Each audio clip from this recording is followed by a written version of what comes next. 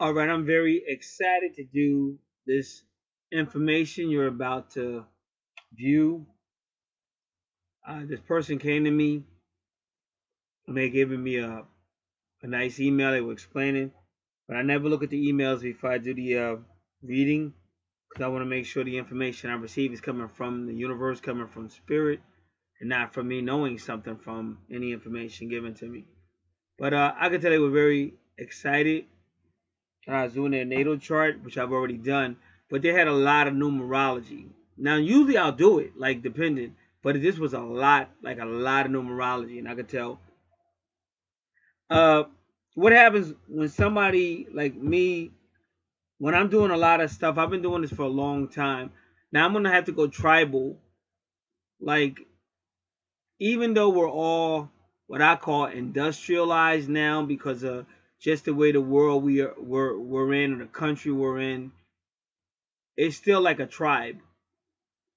And God still sees us, the universe still sees us as the tribe. Like he knows what tribe you belong to. He knows all that. And I really believe that a lot of people we pass each and every day are people we have history with.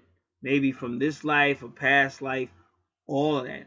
So that's why I say I'm not bound by third dimension. I don't consider myself a third dimensional person at all.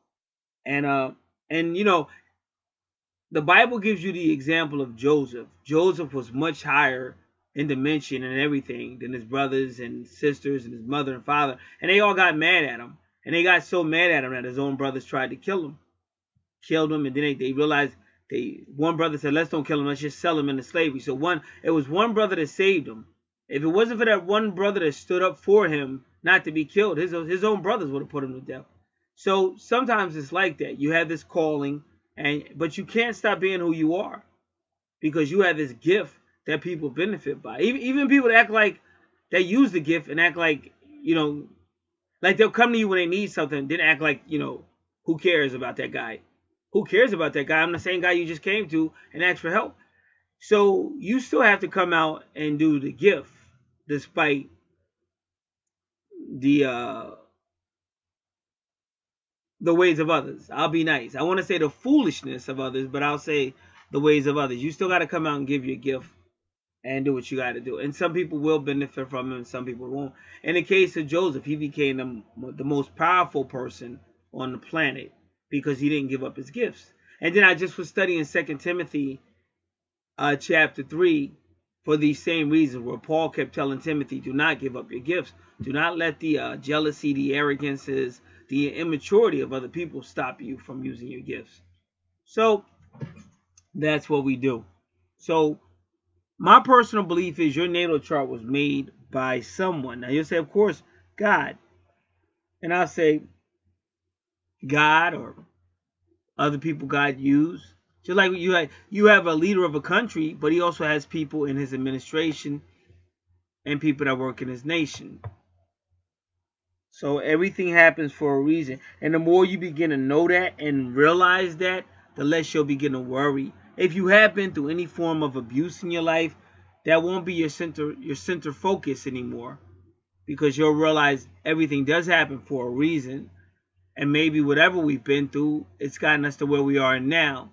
So how can I make myself stronger now? How can I solidify my self-belief now? How can I continue to excel now? That's why you need to know your natal chart. This is why I do what I do and the way I do it. And I keep it as affordable as I reasonably can. Like I'm not out here with games. I say that over and over again. And I don't tolerate it. Because I've had people come at me and I think they think I don't need you for anything. I have God. So I don't play games. So, you can't impress me. I've seen a lot of money. I've seen a little bit of money. You can't impress me with either one. To me, it's the same thing. I'm out here to do my universal service. Use the gifts that God gave me to hopefully help people. And the way I do it is to help others. That's why I do it all confidentiality. And I don't do videos. Like I had one person tell me, hey, listen, I'll let you do my video or whatever. I'll let you do my thing. But I know it's confidential, but I still don't want it to go public. I said, okay, fine. I said, and you'll pay the real price. I said, you'll pay the same price that everybody else when they go to all these astrologers. And that price is in the hundreds. If you want to be honest, it's in the hundreds. Not the little bit of money I charge. And then the person kind of fell back like nah, that if you don't want to share, if you don't want to help others, then I don't want to do it. Because the fact that you're so closed-minded and selfish, there's no way you should be saying love and light, and there's no way you should be acting like you're enlightened, because you're not. So I thank God for in the universe that continue to bless me despite what we have to deal with in third dimension, and I thank the people that understand what I'm doing. But this vessel will continue as long as God allows it to, and we will not be swayed by the sad behavior of some people that are stuck in third dimension, because God is about to take us a little bit higher. Like this, I'm gonna take you high. Yeah, that's about to happen.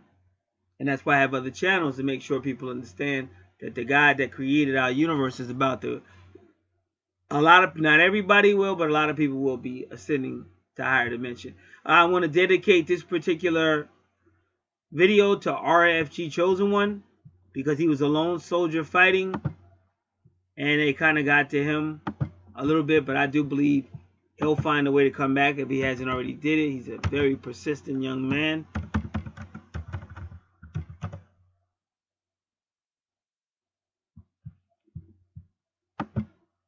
I just went to his channel real quick to see if he's coming back.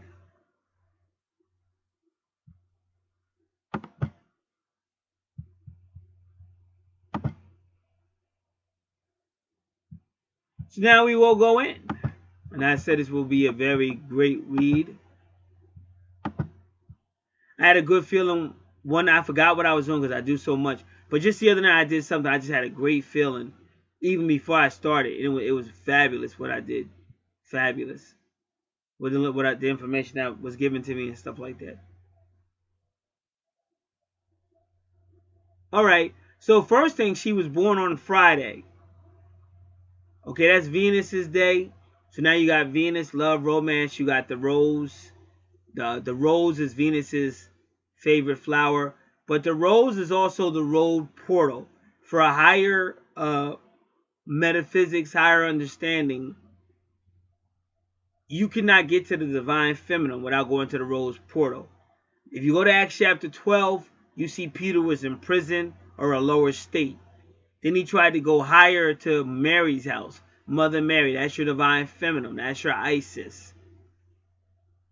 So he tried to go to Mother Mary's house, and he was not allowed in because Rhoda stopped him at the gate. Now, God gave me the name Gat in summer of 1992, but that is the gate. And that's exactly how it is in the higher world. There is a gate that the Divine Mother, who is the source of all things, she's called Wisdom in the Bible, and her name is Sophia, Wisdom in the Bible. Proverbs chapter 8, you'll hear wisdom saying, I created everything. That's Sophia.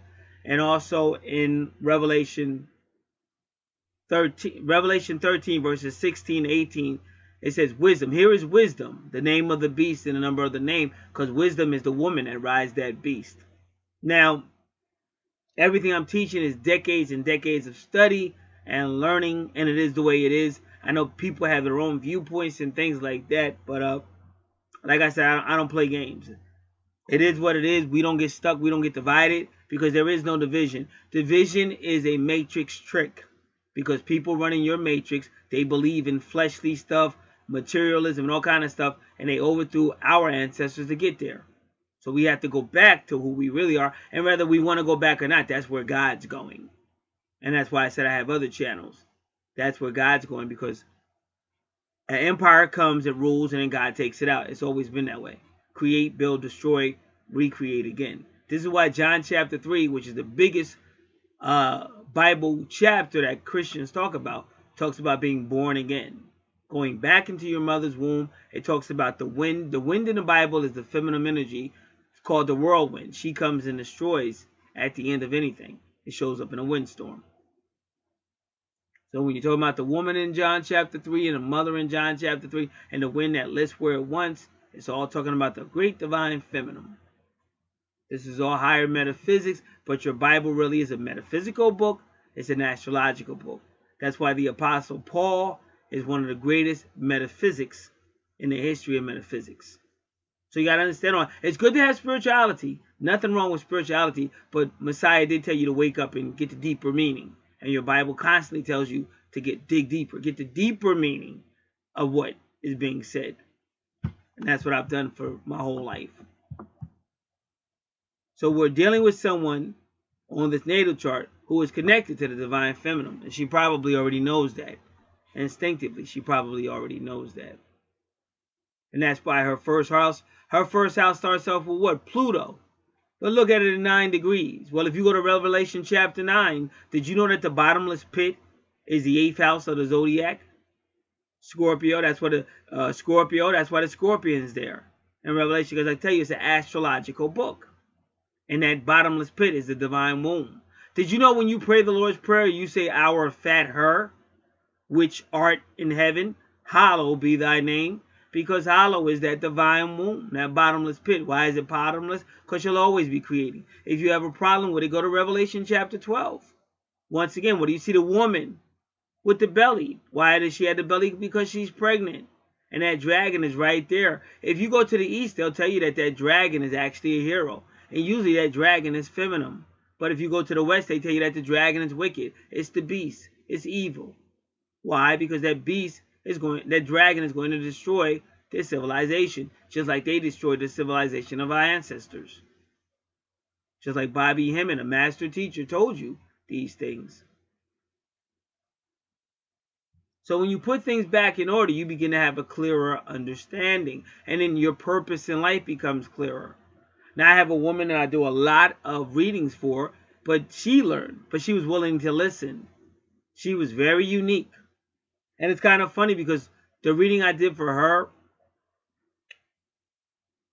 kind of like, because I don't just do me, I work with experts. That's why you hear me reading. You hear me talking, but you also hear me reading experts, because a humble person stays a student. A master teacher stays a master student. That's what makes him a master student, that he's not afraid to learn. He doesn't get so arrogant that you can't teach him, because that's when he's useless. So the reading I did for that other woman, it kind of felt like the astrologers or the people I was using, they felt like she was maybe looking to get force in the mouth. But she took it. And I was shocked. I thought I was never going to hear from her again. But she took it. She's like, yeah, you're right. You're probably right. And then from then on, she started using me. Then she got another reading where they told her, you have a person working with you that's a master reader. And they were talking about me. And that's what they told her. These other readers told her about me. So that's how you learn. Once you read, either you can find out on your own, you can go wherever you want to. See, when I do your natal chart, it's my goal to give you your blueprint, your foundation. Now, wherever you go, whatever reading you get from now on, you have your chart. Say, hey, you're going to have a situation with a Leo. So you go right to your chart. Where's Leo? Oh, yeah, that's what that guy said. Oh, he said, you understand? Or you can just come back to me and get the answer. But the main thing is you have the foundation, so now you can go wherever you want. So you have to be fortified. But if you don't believe this, if this is bubblegum astrology, it's not going to work anyway. Because all you're worrying about is, where's my boyfriend? And that's all you're worried about. So, of course, it's not going to work because you're not using it for the right purpose. It can't be a selfish reason. What's my life purpose? What am I really learning from? What am I learning from my first house? What am I learning from my second house? That's why I told you should always take notes. This is the most valuable, important thing. I mean, I use mine all the time. This is your Bible. This is your Bible from God about you. Your entire life is on that natal chart. And sometimes you got to get readings to find it and stuff like that, but it's still there. And a lot of times when you're using people that are gifted, because sometimes when they're reading your natal chart, that's when the spirit talks to them. You might be on somebody's chart and you hear Bruce Springsteen singing. And you go, hey, why am I hearing Bruce Springsteen? And they say, oh, yeah, I did go to a concert. Oh, yeah, that guy was a Capricorn. I remember, yeah. And when you understand how the universe really works, you have all kinds of people contacting you at all times. Not that you can respond to everyone, but just like I knew for a fact, my older sister was trying to contact me. Now, my mother just came home from Virginia, and there was a funeral that's literally right up the street from my house. And the woman that died, her husband used to work with my mother, and her daughter was my older sister's best friend. So when my mother went to that funeral, believe it or not, my sister's ex-male best friend, well, I'm saying ex, but my sister's, because my sister's deceased. My older sister's best friend, who's a male, who used to be my best friend, just happened to be at there. And guess what? He lives in Georgia. And anybody that knows me, I tell you about the metaphysics of Georgia all the time. I'm always telling you about the GA. Now, I don't even know why he was there, because he lives in Georgia, but I guess maybe he moved back to our local township. But so for him to speak to my mother, it's just like my sister speaking to my mother, because they were like if you saw me and him, we were like twins, and him and my sister became like twins. So all this stuff is like past life stuff and souls and soul families, and this stuff goes on and goes on and goes on. And the more intuitive you become, the more you receive it. And this is why Paul told Timothy, do not forsake your gifts. Because if you stay in third dimension, these people are crazy. And they'll try their best to pull you back. I'm not going back to third dimension. I refuse. I refuse. And that's how you tap back into your gifts. If you're connected to the divine feminine, you'll tap back more into her. And you'll start to see things and have things, and just unbelievable. That's why they say keep a dream journal. But don't just keep a dream journal. Keep a journal when you're walking around, when you're wide awake. You might fall asleep in a coffee shop and have a vision or something. You might fall asleep on a bus and have a vision. Some people just have a premonition while they're standing right there, like the TV show Raven. And if you all know how important the Ravens are, because that connects you to Morrigan. But there's a lot of divine feminine that have black birds all around them, crows and ravens. I had those birds clean my gutter 2 times in a row. I'm not lying. Because lately I've had situated injury, and I can't walk around as much. And I heard all this noise one day out on my deck. I'm like, what is this noise? And I came out there was like all those black birds. I get them mixed up. They're the crows. I used to think the bigger birds were the crows, but generally speaking, the bigger bird is the raven, and the smaller birds are the crows. So there were black crows out there. But that's not, I always have experience with all birds. I have experience with all birds, because there are bird messages. But our ancestors did the same thing. That's why when you watch those TV shows about Native Americans and stuff like that, they're always connected to the sun, the moon, the animals, and they name themselves after the animals and all that, because everything is one. The division came with this matrix they put us in. Otherwise, there would be no division. We'd be one. That's why when you study the teachings of Jesus Christ, he's always saying one. John chapter 17, I and the Father are one, that they may be one in us like we are one. Everything's one. Then they tried to pick up stones and kill him in John 10. He said, I and the Father are one, and they tried to pick up stones and kill him. And then he tried to show them the metaphysics that their own scriptures told them about the judges and the gods. In other words, there's more than one God. Now remember, this is the Son of God saying there's more than one God. Gods. Because they were all one. And then when you really study your Bible, it's always talking about the sons of God. The sons of God. But if you listen to the people that put you in this matrix, they say, oh, Son of God. Only one Son of God. But when you read the Bible, it says sons of God. And you hear the Son of God himself saying gods, plural, in John chapter 10. So the more you get away from the matrix and wake up, the more you get your understanding back. And that's why you really don't have time to waste with people to try to keep you locked in the matrix. It's time to come out. It's time to come out that womb and really, I don't even want to say be born again. I'll say be resurrected. John chapter 3.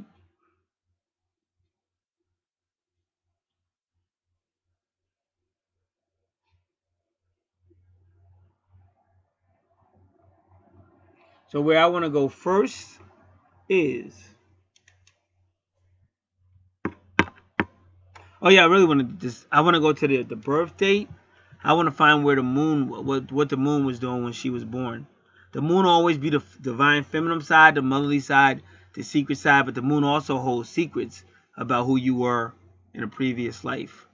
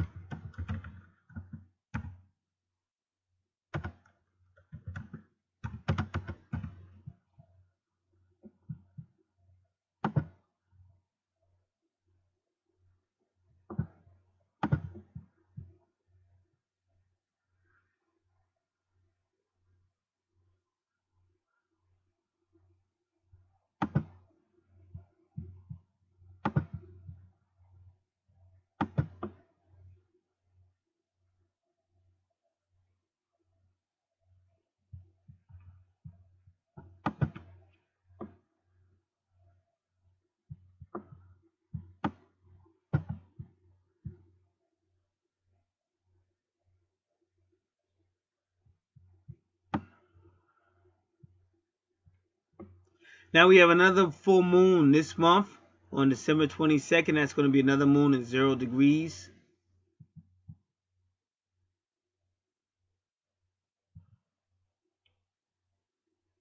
So when she was born, the moon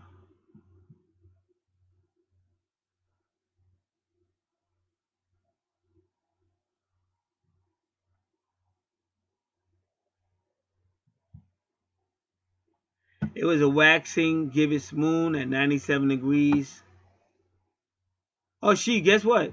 She was born a day right before a full moon.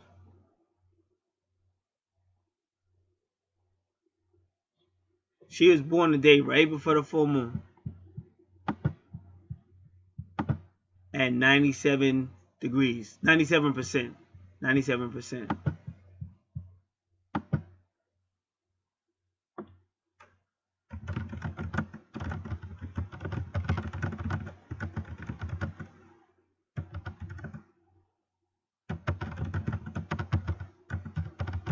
So to me, that's the same thing as being born on the full moon.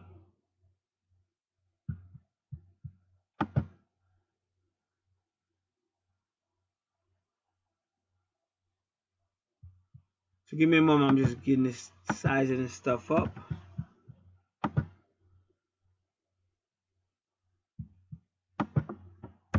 Also, you're going to be connected to the High Priestess and the Tarot card. If you got the Archangel, if you use the Archangel cards, you're going to be connected to Hanael, because she's the High Priestess of the Archangel cards.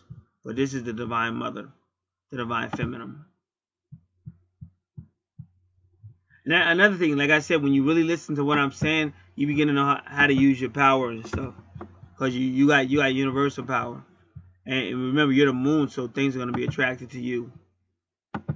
Either way, like you could actually bring stuff to you once you know how to use your power. And I mean, they already know how to. It's innate, but when you're fully more aware of it, you really can know how to use it.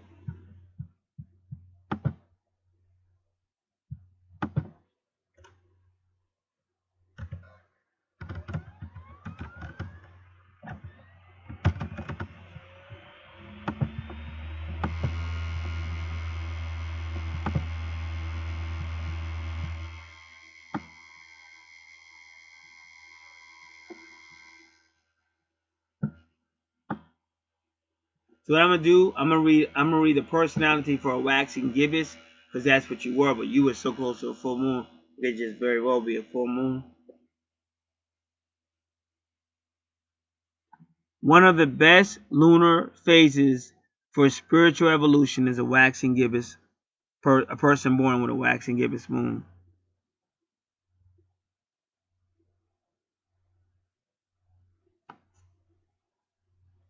They're quick thinkers, grand philosophers. They want to seek out the meaning of life. They have a natural talent for communication and self-expression. They love to analyze everything. They love to come up with solutions that benefit everyone. They don't do well in isolation. They love to be in communion with partners, lovers, mentors, teachers, friends, people they can communicate with and give and receive comfort on the mental, emotional, spiritual, really all levels.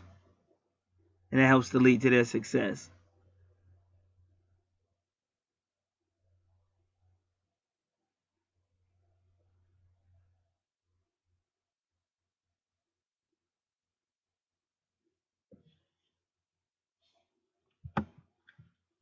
Now we got the full moon person.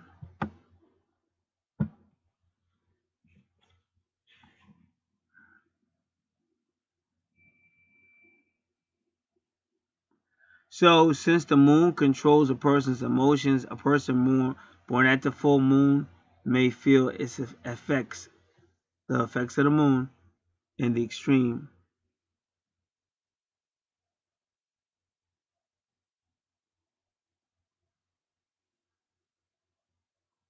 So it might be a hurdle for them to learn, to be able to express their emotions or understand them. And again, I tell people that's why you You gotta just write down. Like people, the thing you gotta learn how to do in third dimension is be patient. Because we're always rushing, and people don't be patient. Sometimes you just gotta write things down and analyze it. And like I said, what I like about what I do is help available. I mean, even I do it. I go on YouTube. I be listening to other readers and stuff. I mean, it's so much help available. You just got to break the matrix. The matrix is killing you. Because that's why people go to church and all that. And they're so freaking frustrated.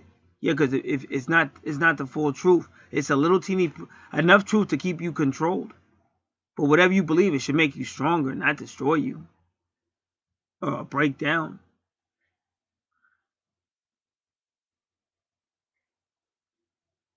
So these people are very outgoing, extroverted, very friendly.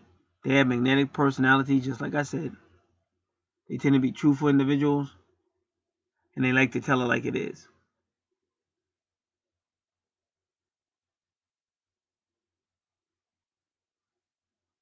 They're motivated. They strive for success. And where other people may feel chaotic or disorganized, not the full moon. Not the full moon. They call them full moon babies. People born under the full moon.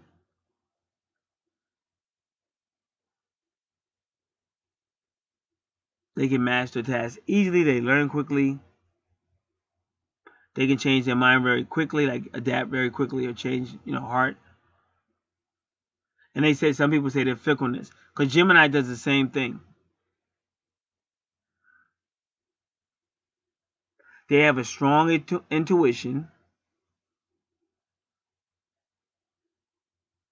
And because they do this with a strong intuition, and they know how to think and function, that they can bring these things to fruition. That's what I said earlier. Especially when it comes to passion.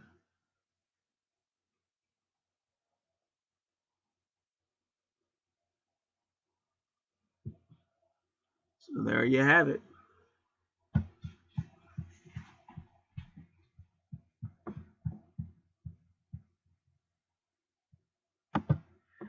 Now, the moon rules Cancer in the astrology we use now.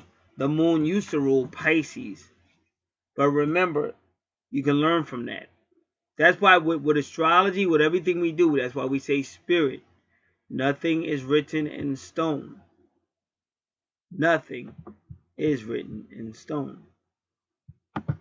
So you never want to be so technical that you miss the spirit. This is what John chapter 3 was about. Nicodemus represented the technical religious Pharisee. He felt believing God was sticking to the Bible, sticking to the Bible, sticking to the Bible.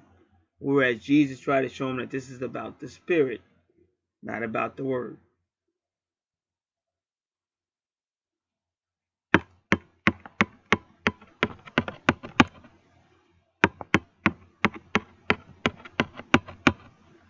So in your 10th house, which is about your career, your reputation, ruled by Capricorn,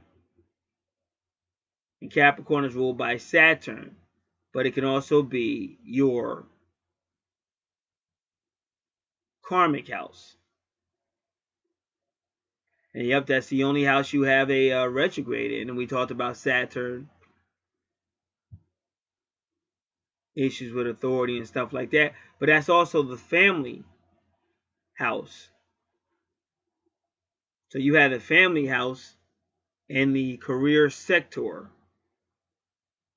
which means there may have been some type of issues with the masculine energy.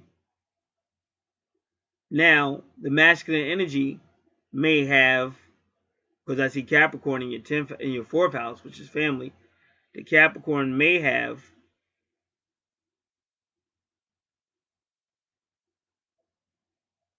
some people are just more business focused, but they need to be more loving, especially in the 4th house, because children need love. But they may have been more business focused, discipline focused, and that may have been a problem for you too. And I already see, and that's your sun sign is Capricorn as well. But other than that, your 4th house looks good, especially with Vesta there, because Vesta is very spiritual. But it just seemed with Capricorn there, maybe the person was a little too disciplined. when they could have been more loving. But she also has Venus there as well. So like I said, I know I'm doing a numerology, but you got to remember, I'm working off intuition, I'm working off spirit, and I'm just going.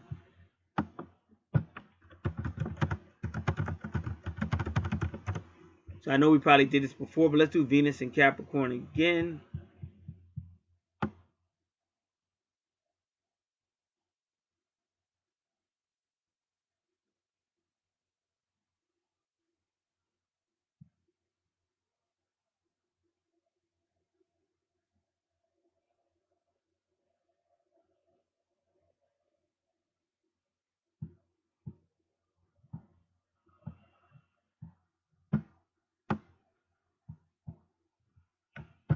Just give me a moment. I'm just looking around.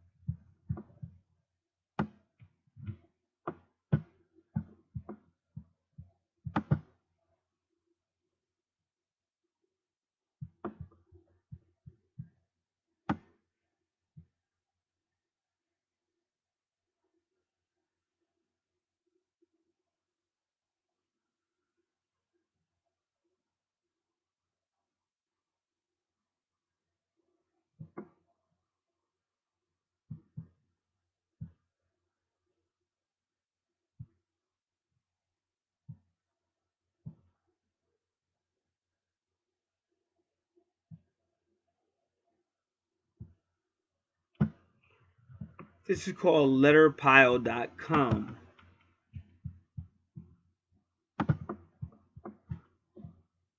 September 5th, 2018. Jean Bakula.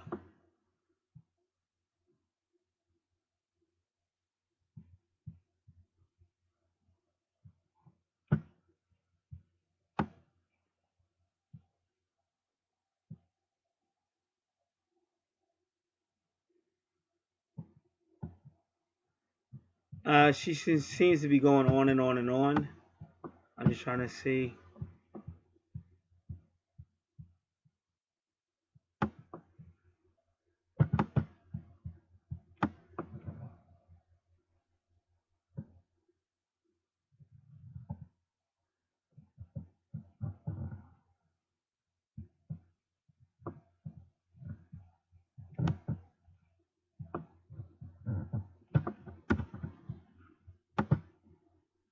Now, what is this?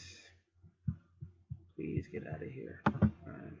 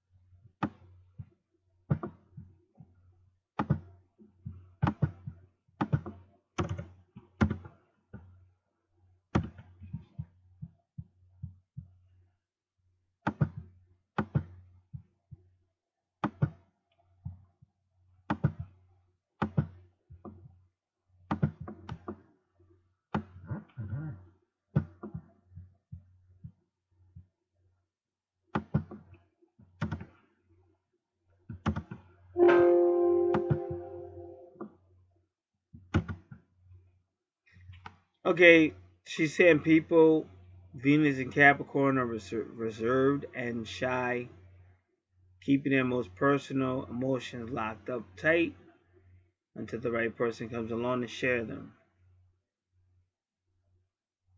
They are actually much more emotional than they appear, but do not think it is proper to show too much emotion in the public eye.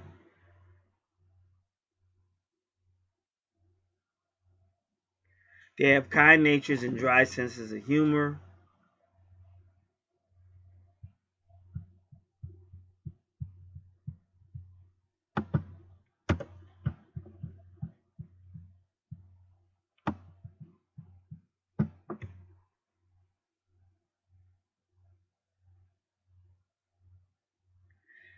Venus in Capricorn, nurturing, patient, gentle, quiet authority, well respected.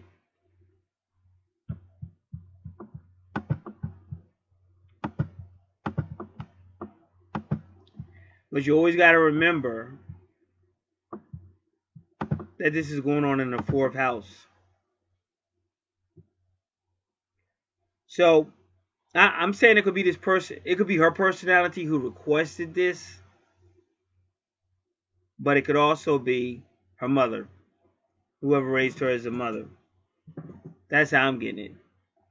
And the situation she has in the 10th house is probably the masculine energy. But again, she's still connected to that because her sun sign is Capricorn. And I think there was a type of I'm gonna say saintliness to her mother. Saintliness, however you want to call it, but I like using the word saint.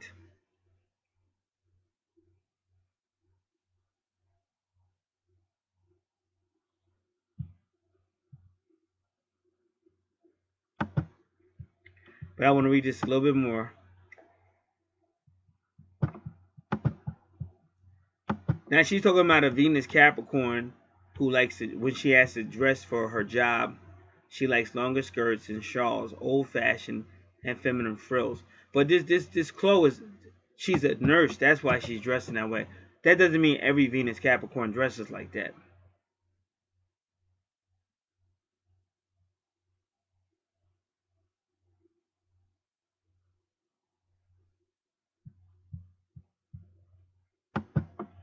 So they tend to be hard workers. She dates once in a while, but never lived with a man before.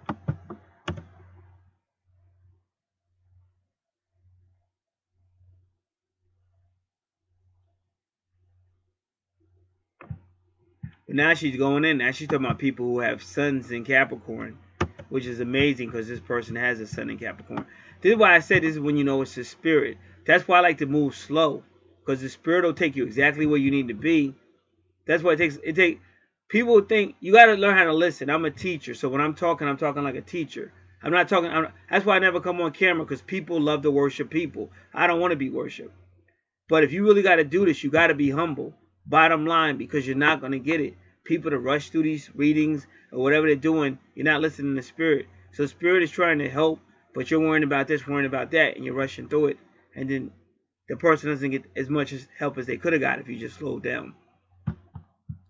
So now she's saying people with suns or planets in Capricorns. So I believe you have both, because you have a sun Capricorn and you have Mercury and Venus. They don't like to waste time. They are very discriminating about who they like and how they spend their time.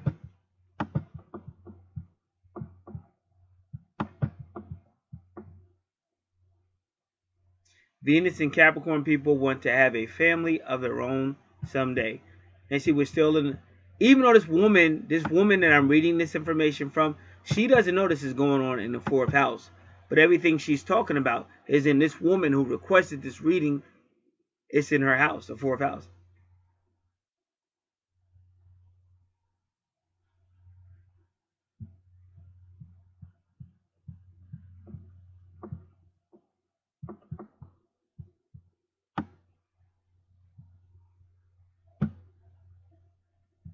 So this person made clear about nature. Like this woman, she's talking about the Venus Capricorn woman is the president of a not-for-profit environmental organization. Yeah, that's true too. When you see Saturn in the 10th house, that could be like a person who's administrator as well. And Saturn retrograde, because my Saturn is retrograde, but it's in the 9th house. But my Saturn is retrograde with medium Coeli in the 9th house with Aquarius. But that's a no-nonsense person as well. That can also mean a person that's no-nonsense.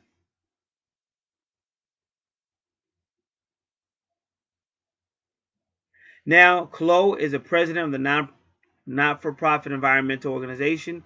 Oh, in northern New Jersey. Hey, that's north for me. Hey, this is how spirit works.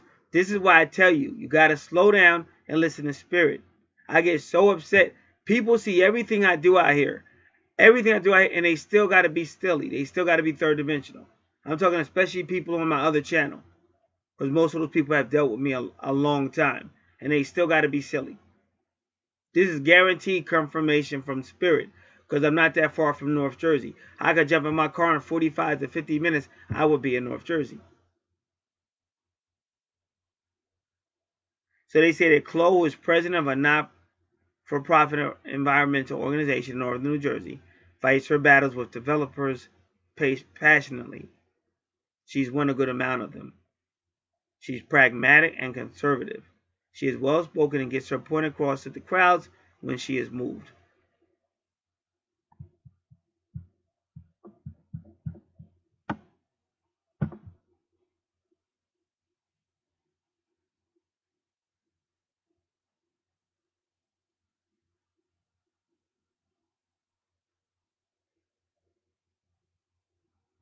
So somebody wanted to knock down an 1850 building to make something new, and Chloe and Casey said no.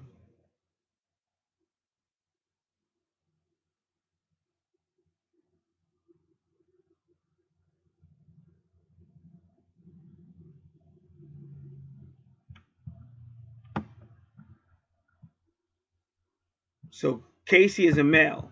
He wanted to preserve the building too. He could just update it, upgrade it. So him and Chloe was fighting this developer. So Chloe went up to the microphone for 10 minutes.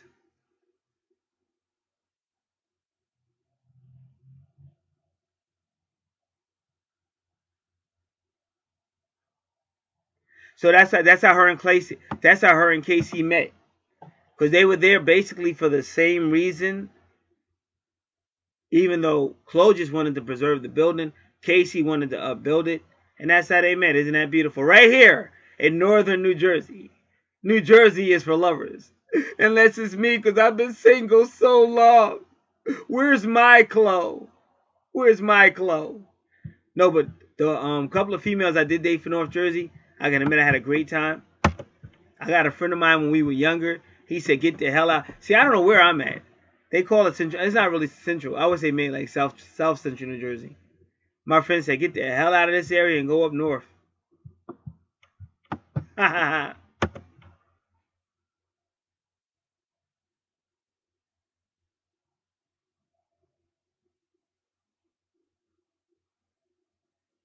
So they was love at first sight. This is so beautiful. And it makes me feel good.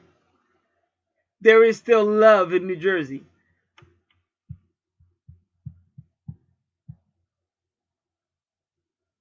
So the woman said they probably were cosmic souls or karmic partners who have been together before in other lifetimes. You got that right. That's why I keep telling y'all, trust the universe. Casey owns his own firm. He's well established financially. He cares about the environment. He doesn't want to destroy the earth. Many Venus and Capricorn men. I can't believe if he's a Venus and Capricorn also. That is phenomenal.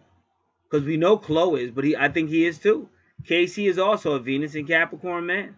Now let me tell y'all where I'm reading, because somebody will think I'm making this crap up. I hate what I do, because you people are so mean to me. I have just but love in my heart.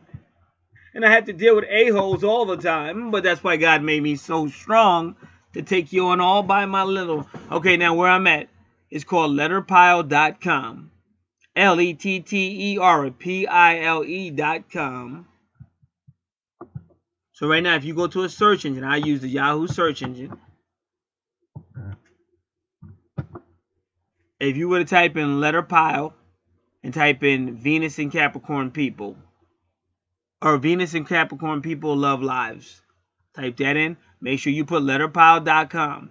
Now the writer is Jean Bacula, Geanbakula. And therefore, you'll know that I didn't make none of this up. You guys are just jealous because New Jersey is so sexy. You're not sexy enough for Jersey. Not sexy enough for Jersey. Oh. Now, you won't get this either. Now, I just checked my email. That's what you heard me over here doing.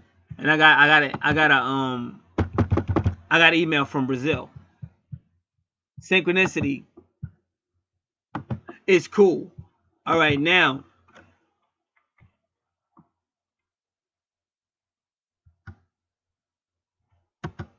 Let's continue. So I think we made our point pretty much so. I was just trying to get a little bit better background into the numerology. That's why I did what I did. But I'm just following my intuition as well.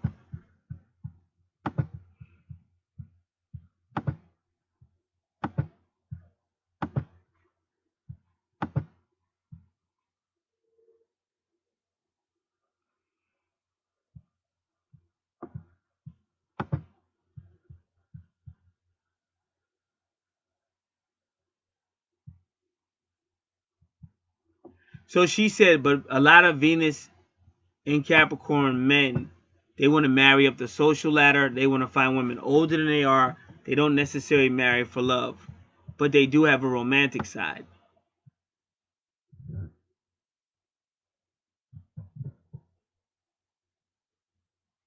She said Casey's a lot more soft-hearted than others think. He just never met anyone and moved on that much either. So, but they say Casey was very much startled by his reaction to Chloe that night. Now, I want to say this again. Please listen. Please listen. Because everybody's talking about they can't find and blah, blah, blah. They can't find somebody. No. Sometimes it's you. Because the universe is always sending people your way. It's you. It's not you can't find. It's not all men or dogs. It's not all men. No one. It's not all women. It's you. It's you who sit there and make it so fucking hard to make a contact with somebody. That's the first thing. Second thing is, nobody's going to be perfect. You got to get used to it. Try to communicate. Me personally, I think communication is everything. Like, when I was younger, sex was a big deal. Still a big deal, but not as big as communication. You guys should at least be able to talk, even if you agree to disagree. And I think that's another problem. People don't want to talk. Takes a little bit of maturity. Let's talk. Let's try to get understanding. Because where I'm at now, and this is probably one of the reasons why I am single, I don't want to do all that crap no more. Because we waste too much time on the little kitty stuff. There's a time and place for everything. Why don't we have a good conversation? Because what good is it if me and you go out, we make each other laugh, we're holding hands or whatever? What if we have great sex, but that's it? And you see that all the time. Especially with twin flames. What do? Meet and immediately jump in bed. They have sex and then they immediately go into separation. So, common sense kind of makes you want to ask yourself, maybe they shouldn't immediately jump in sex if they immediately go into separation after it. Maybe they should slow it down a little bit. Maybe talk a little bit more.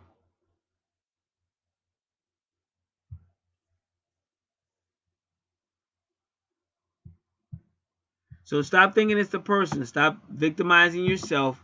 Stop the pity party. And start to really ask yourself. Because I believe that you have opportunities. If you're around a lot of people, that means you have a lot of opportunities to meet people if you want. But you may choose not to.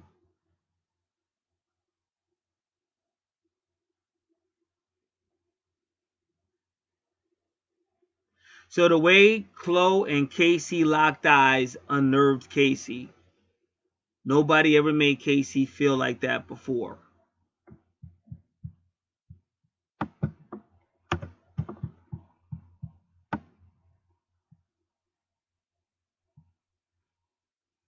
So he said both of them look forward to the meeting next month, hoping to see each other again. See my point? Why did it take a whole freaking month?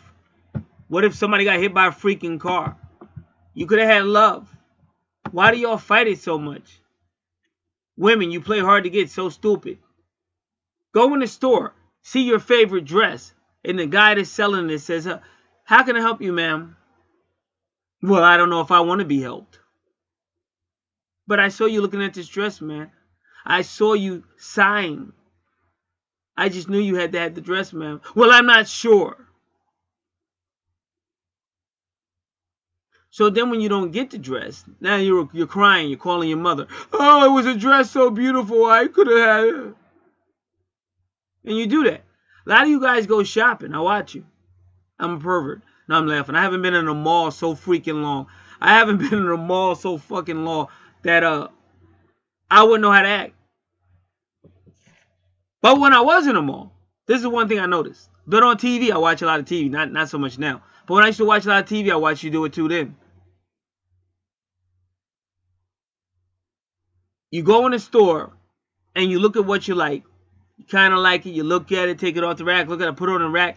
Look at it, take it back off the rack, look at it. You go try it on, look at it, look at yourself in the mirror, put it back on the rack, and leave the mall. And you'll drive way across town to another location. And then you realize that you got to have that dress. And you go all the way back to that mall to get that dress. And then it's gone. And now you're mad. The only person you should be mad at is yourself. This is what I'm talking about. Because you had the mall, you had it in your hand, you put it on, you tried it on, you look back and forth, and you never brought it. But now you're mad because it's gone. Now you're talking to the clerk like it's his fault. You don't have another one? What? Why? How could you just have one of these dresses? So it's your own freaking fault. Spoken like a true New Jerseyan, right? So I'm telling you to grow the freak up. Stop blaming men. Stop blaming your mother, your dad, your dog. Stop blaming everybody if you're single. Start blaming yourself. I was going to go moi, but I meant you, not me. Don't blame me. I'm out here every day trying to help. I'm such a nice guy. All right. So you don't wait a month. Try to talk a little bit. Women, put it on you. You're a Venus in Capricorn. You got that charisma. You got that. I know what you're saying. I don't want him to think. Listen. Just try. You women got the thing. I mean, you making eye contact with each other. You can talk a little bit. Even ask for a business card. Find a reason to call them. Don't wait around for the guy to call you. Try. I mean, like, let's look at this from a male viewpoint for a minute. Maybe every relationship he had with a female ended up fucked up. So he's not going to make, because I know I ain't making no more first moves.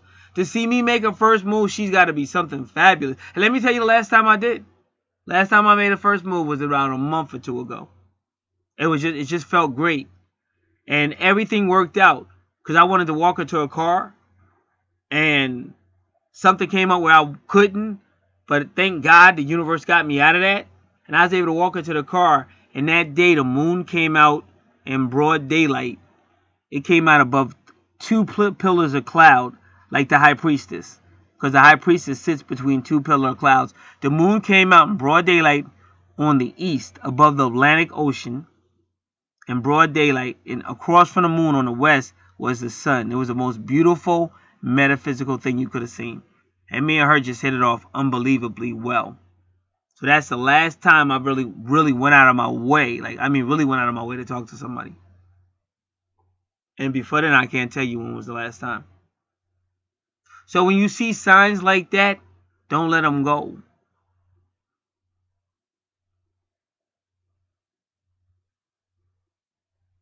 Don't let them go.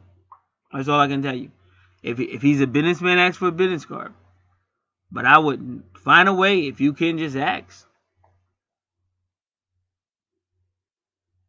Don't be stupid. Like they're playing hard to get. Just listen to what you're saying. I'm playing hard to get.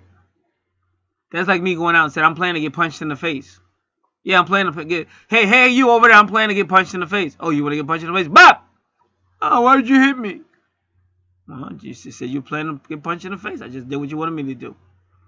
So don't play hard to get. Play smart. You play smart. That's how you play. You play smart. And if you really get smart and you realize playing is for children. But a little bit of play is part of flirtation. But find a way to try to get the guy's number. Or some type of, yeah. If he's a businessman, he's got to have a business card. And once you got a business card, you can call him for a business reason. But you're asking questions like, how are you? Oh, yeah, yeah. Just want to let you know I enjoy seeing you.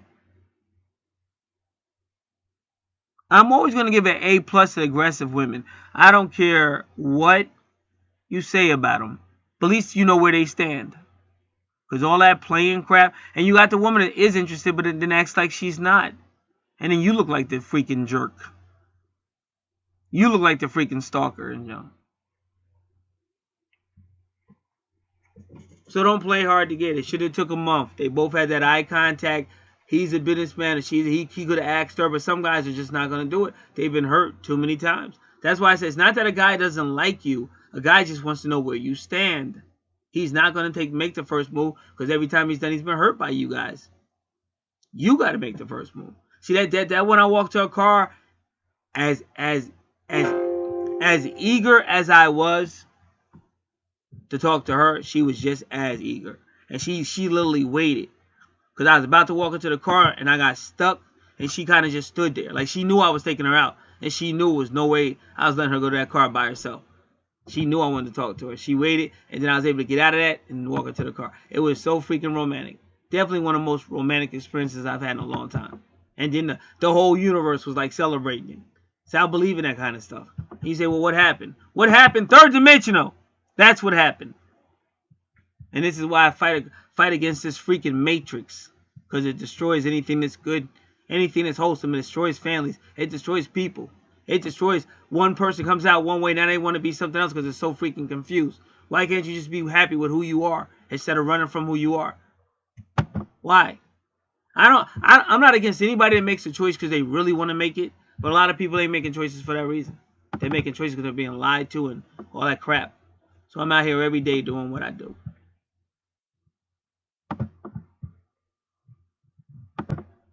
All right, we can continue. I'm kind of proud of everybody on my other channel because I've been just giving them hardcore, biblical, and prophetic truth. And some people are really reacting. And when they start hitting that like button, I know they're getting it. They're really reacting. I don't want to hit the button. If you don't like it, you don't like it. I'm cool with that. But when I see that, I know they're really getting it because that's really harder information. See, you gotta love yourself first, right? But you also want to make sure you're in harmony with like the Creator. All that is necessary. Because I think the reason why I am able to do what I'm able to do because of those reasons. Because I've been single for a real long time. But the truth of the matter is, like I said, for me to have reacted the way I did that day, it was something about that female totally. Because my moon sign is Capricorn. So I've been in my moon sign for about 20-something years. Because the last person I gave my heart to was a Kenyan, which she just was out there. I mean, this one was. I'm just talking about her personally. She was just out there. But we was cool though. We had a great relationship as far as friendship and probably like sexual. But as far as I think we were both like I was more needing emotions because of my family background or whatever. And she was just gonna put that. It was just her It was her nature to just push buttons. You know, at the end of the day. But I think at a different time I would have handled her differently. I would have probably not reacted the way I did, but it was just getting to be too much. So it was really good in some ways and just very, very hurtful in other ways.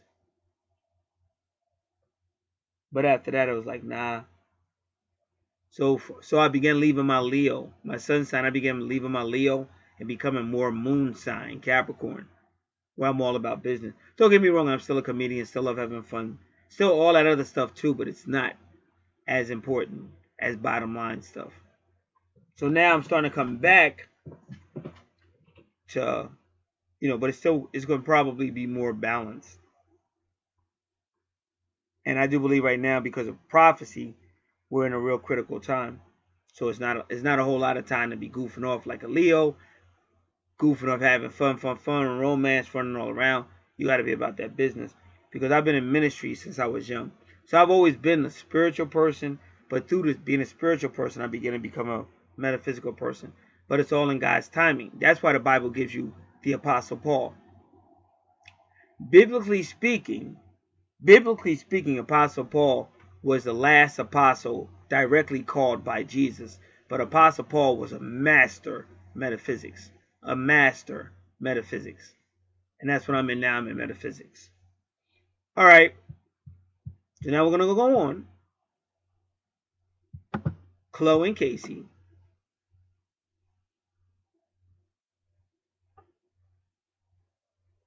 So they waited a whole month, let's say 30 days, a lunar month. But this time Casey came for her because he knew. See, women like that. Women will wait a whole month. But all I'm asking you ladies is, you better make sure it's going to be a month though. What if he didn't come? I honestly say, I think you guys, I know you like to play hard to get, and I know women like to play a little bit more games than men, and I know nature, but sometimes you got to use your brain, ladies. Like, I'm going to try to get a business card or something. I'm not letting, if I'm a female, I'm not letting the guy go. Because that way, if he doesn't call, I got that card, I got a little backup. And you can always call and act like you're asking a business question, or you can just say, hey, I just want to let you know I really appreciated what you said. Anything to keep it going. Because you'd be surprised. Like I said, I think like this is just a wicked world. Because there's a lot of women that like to beat their men down. Now, me personally, why would I beat down somebody that's going to be giving me finances and shit? Why am I going to beat down somebody who's going to be building shit, or I need something done? I want him to kind of be confident. And I know they say, but you guys get too confident and blah, blah, blah. I think you just got to learn balance. But you don't want to, like what I'm trying to tell you is I think you guys go out of your way to overthrow shit. And I don't think you should do that. Because then you have men that hate women. You say, well, I don't care. I don't care. Yeah, you kind of do care. But what I'm trying to tell you is it's also a bigger picture. Like I'm talking about prophecy too. Like when you think about Sodom and Gomorrah, there's a reason why all that happened. Now, you could act like it didn't happen if you want to. Or you can get offended by me saying Sodom and Gomorrah. But this is what happens when you keep decaying and decaying. See, learn how to, like, right now what you're reading about is two people that were working on preserving something that should have been destroyed. It was over 100 years old, or over 100 and maybe 40 years old or so, maybe older, and they wanted to get rid of it. But these two used their brain and found out a way how to preserve it. It's the same thing with relationships. Instead of getting all emotional, getting vindictive, use your brain. How can I use this to benefit from it? And once you see things that way, you find out different ways.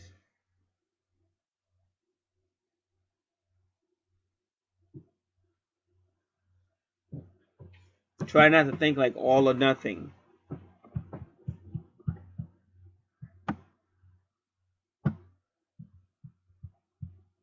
Now she said when they came back, he was trying his best to find a chance to speak to her. She was not only carrying a briefcase, but many informational files and appeared to be struggling with them. Oh, isn't that nice?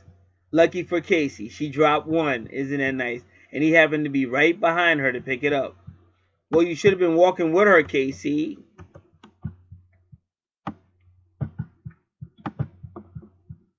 She thanked, but listen, ladies, listen. She thanked Casey with a brilliant smile.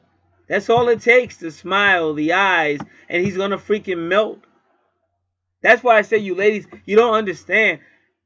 A real man wants nothing more but to take care of his woman.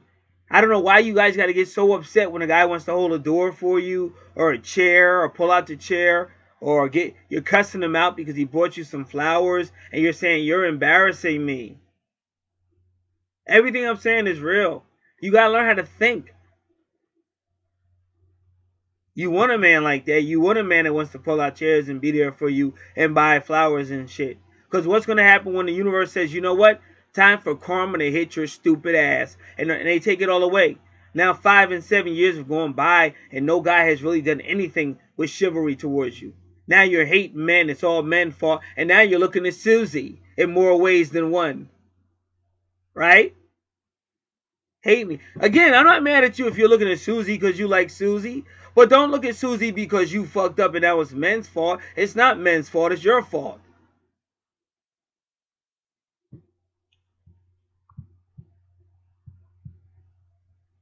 And she says that Chloe had blue-gray eyes. Wow. You ever heard anybody with blue-gray eyes? And they say that the blue-gray eyes unnerved Casey. I think so too. Who the heck has blue-gray eyes?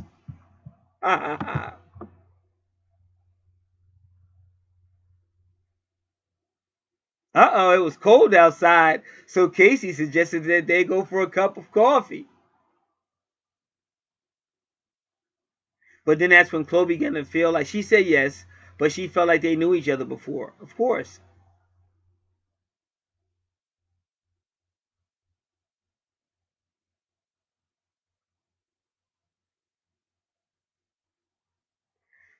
So he had curly hair, Casey, and Chloe wanted to move his hair so she could see his eyes better.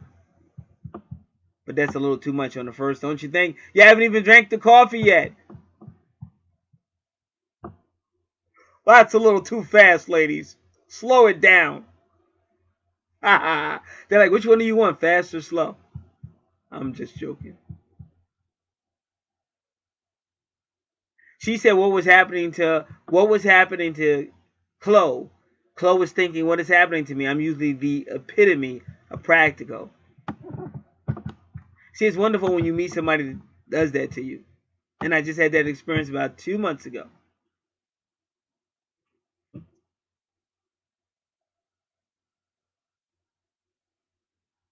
So they began telling each other about their careers and everything else.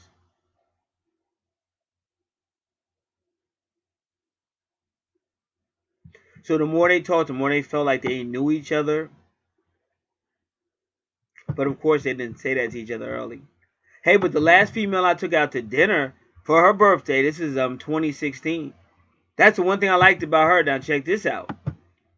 Now she ain't play games. That's like the first female I met in a long ass time where she played no fucking games and shit. And when she got ready to play games, she caught herself. She said, "You know what? We females make it so rough for you men." That's exactly what she said to me and shit. And like the universe kept sending me and her together, and I said, "Hey, the universe keeps sending us together." Now most women would have said, "What? This guy sounds like a psycho." Most women would not have responded, but she was like, "Yeah, it is," and shit.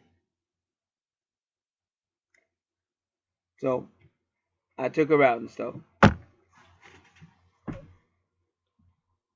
And that would have blew up. It's just that relocation, not so much for me, but for her.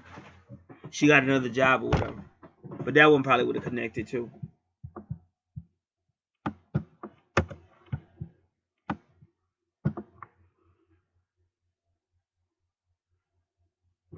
Venus and Capricorn people need both emotional and material security. Casey owned his own firm. Chloe was a well-paid nurse. Chloe was also a well-known environmentalist. Oh, just remember I said this is New Jersey. Now, the reason why Casey is important, because this is kind of like a message to me, just to let y'all know that as well. But this is how we work. I said we're all one tribe. Casey was this dog, but Casey was a supernatural dog that lived on 7th Avenue. This is going back to 1998. And so I used to be on TV because I had a hip-hop show. And so Casey's owner was this dude named Rob.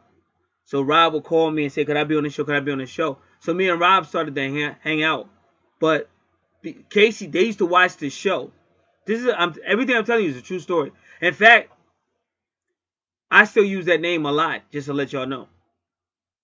But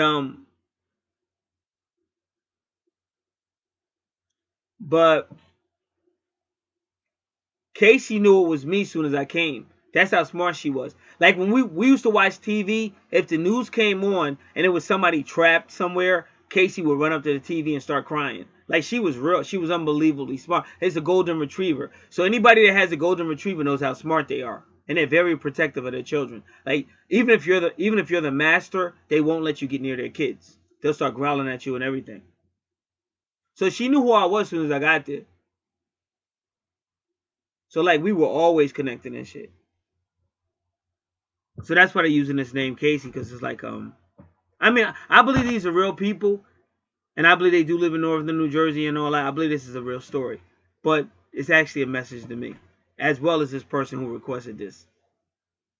And remember, I keep telling you, my moon sign is Capricorn. Venus is my best friend. And I just saw her yesterday morning or the other morning. And all you got to do is go to my other channel. And I was talking about it. I did a long video. What was she trying to tell me? And that was beautiful too. So it is what it is. That's what I'm trying to tell anybody listening. If you always feel like you're trying, but this world is trying to beat the hell out of you, fuck the world. Follow your calling. Just like Apostle Paul told Timothy, do not let these sleaze buckets stop you from being who you are.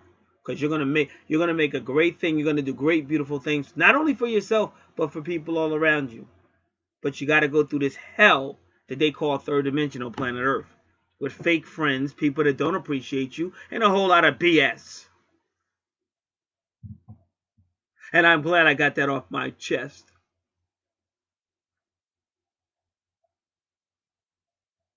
She said, Chloe said that Casey spoke with quiet self-assurance. And he liked the way she had stature. And that a lot of people respected her.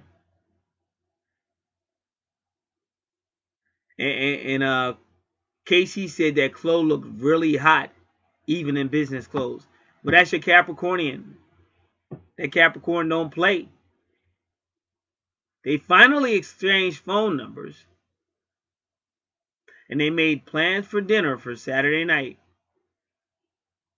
Casey walked Chloe to her car and on a whim hugged her and gave her a kiss that almost made her breathless again. Woohoo! This is the second natal chart that led me to read stories and shit. I think it's so cool. I'm trying to teach you guys patience. I know what I'm doing. Stop fighting the universe. God's about to get rid of third dimensional. All this rushy industrial league is getting ready to be out of here, y'all. Get ready for it.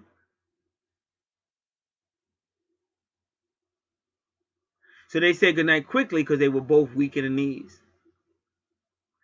The next day before their date, Casey texts Chloe. Wow, they set a date the very next night. That's what I'm talking about. A little fast, but I like it. The next day before their date, Casey texts Chloe, sharing funny little observations about his day. He never met a beautiful dynamo like Chloe. And that kiss almost knocked his socks off. He's quite the romantic. Chloe had never had such a strong reaction to a guy she just met. Venus and Capricorn people are very sensual. They like to show it private, not in public. But with these two, the whole room seemed to be charged up when they walked in together. Even if one of them walked away, their eyes would lock onto each other with such an intensity, it was unnerving and confusing to them both. The first dinner day went well. They went back to Chloe's apartment for a nightcap. We're about to get a little X-rated. A little X-rated up in here. We're about to change the rating of this video from PG, people. Casey felt like he could sit on the couch and twirl those dynamite red curls around his fingers forever. They're getting a little, I'm not going to talk about that. I want to keep my PG rating for this video.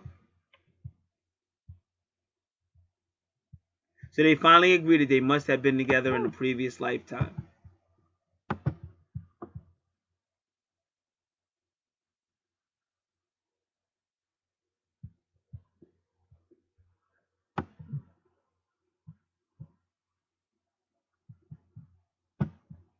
Then it says soulmates plan their lives, but I cut over a whole paragraph. So I'm sure they didn't plan their life right away. It was some time. It is not too often we meet our karmic partner or cosmic soul. It is now. If you guys stop acting so third dimensional, you'll meet more. Cut it. Grow up. Everybody hates me. And I've never changed. I used to make a lot of money. I don't make really too much money now. I used to make a lot of money, but they hate me. But I've never really changed. I think I became more, because I was going through my twin flame situation. And I was in pain. I was in so much pain. When I first came out here doing this, I was going through my own journey. But people hate me because I'm so honest. But I'd rather be honest. You should be glad you have honest people in your lives. They hate me. They want me to lie. They want me to do the rest of it. Just talk bubblegum astrology. Talk about Venus in the 7th house. Promise you this, this, this. And then watch the bank account go, whoa. But I don't do that. I tell you the truth. You want real love, you're going to have to grow the freak up. Otherwise, it's going to keep coming and going and all that. Gotta grow. See, the thing about Chloe and Casey, they knew when to move in. And see, if the guy's reaching out to you, take it. Don't have the guy reaching out to him and for some reason you destroy him. You break him down. You make him feel like an idiot. Because now you knocked his confidence. You destroyed that man. And now he's scared to talk to you. And even the next woman, he's going to be scared to death. And she's going to be wondering, why won't he do this? Because he's scared to death because the last woman before you was fucking wicked. And what I'm trying to tell you, you might say, well, I don't care. I met a man right away. Yeah, but was he really worth it? Was he worth anything? Because karma's going to get you. If you fuck somebody over somewhere down life, somebody's going to fuck you over. And it'll probably be the person you really wanted to be with is going to be the one that's going to hurt you the most. Welcome to planet Earth, third dimensional. So this is how she finished her article. It's not too often we meet our karmic partner or cosmic soul, or some people that are not intuitive enough to realize it as quickly as Casey and Chloe did. But once they knew what they had, they were going to make damn sure they never let each other go for a minute. And if you ever have that chance, make the same choice, or at least give it a try. You will never regret it. Always trust your intuition. Thank you. Now, I know you guys think I wrote this article, but I gave you my references. I gave you my sources. I didn't write it, but it's the universe talking to me, letting me know that somebody's coming, but I already know because the best astrologers have already told me that. And a lot of supernatural stuff's been going on, telling me she's on her way. And I talk about all that on the other channel.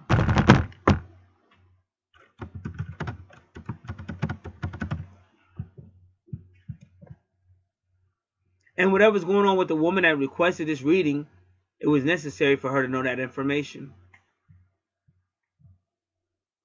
She may know now, or she's going to find out soon.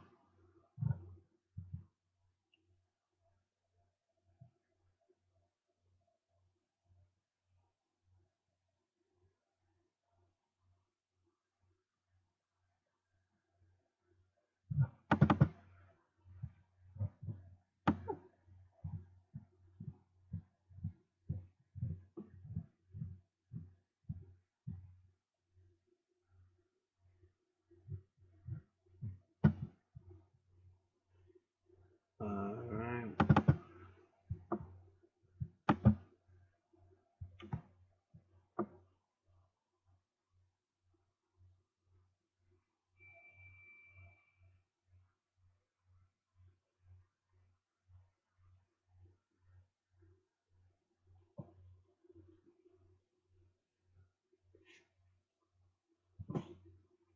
Alright. So medium Coeli always works with the true north node. So again, when you see Sagittarius, because that's where a true north node is, and it's working with the medium Coeli, this could always be family, but it could be foreign, foreign speaking family in a foreign country.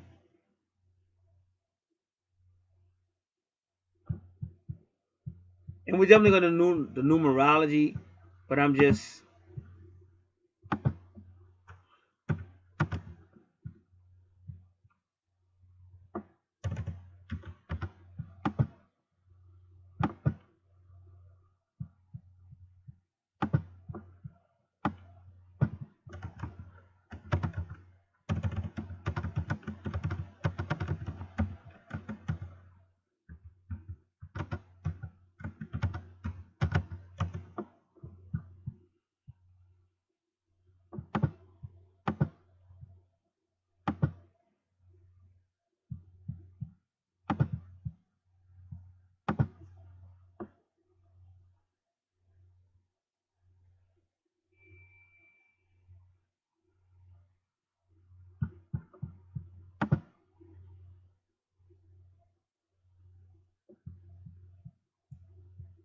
So we already studied what Saturn retrograde means.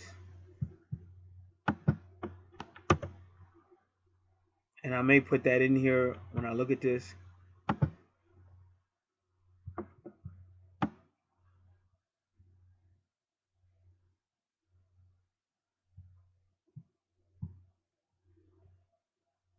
Saturn rules our conditioning, or the way we were taught or brought up in the world. So once again, it's showing you, like I said, a masculine, whoever taught you or brought you up in the world. And when you see that Saturn retrograde, it could be abuse, or it could be somebody that was no nonsense. It is associated with restriction and limitation, but with this it brings structure and meaning to the world and our lives. It reminds us of our boundaries, responsibilities, and commitments. It is often associated with a father or authority figure. Saturn lessons actually help us grow. In your chart, the position of Saturn reviews your limitations, fears, and sense of responsibility. But yours is in the business sector, but the family is right there. But remember, Cancer is not just family, it's also teenage to adult education, land and property or real estate, family and ancestors, your heart or your health, your vehicles or travel, and the Imam Coeli, which is the mother who stays in your subconscious mind for your entire life. And your moon always rules Cancer.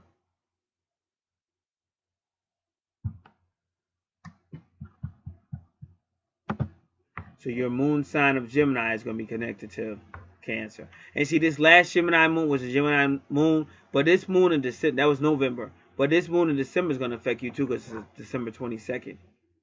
And your birth date is around that same time.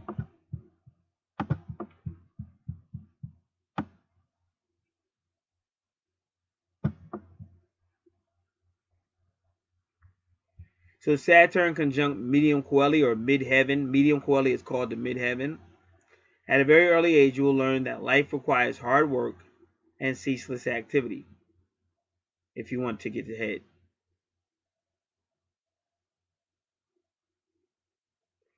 Also, you want to be a person of significance when you get older. So you will start working while quite young to get where you want to go. Since you have so much internal discipline, your parents won't have to impose it from the outside. So she may have had internal discipline, but her natal chart seems to imply that it was also a human that did it to her as well.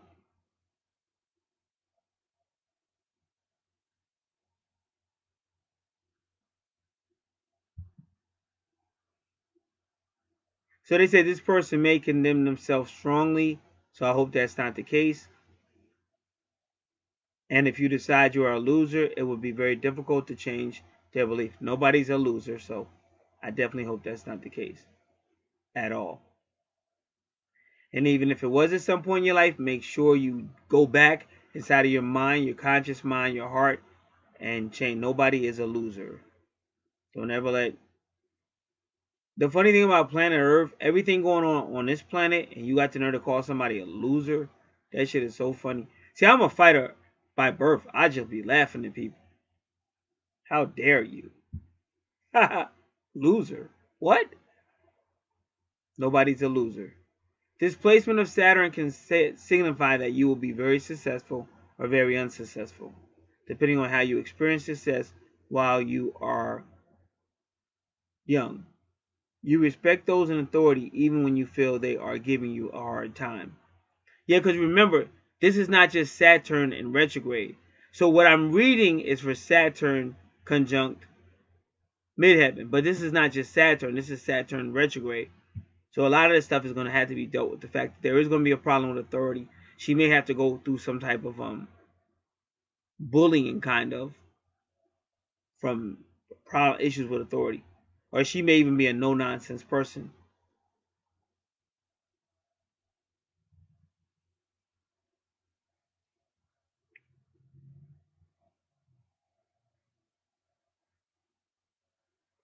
So they say if your parents or one or more of your parents were kind of hard on you when you were young, then you will have a problem with authority.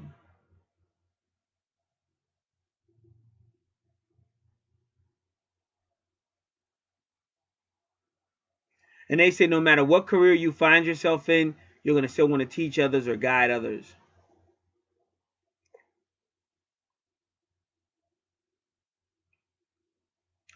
Others will look to you for guidance.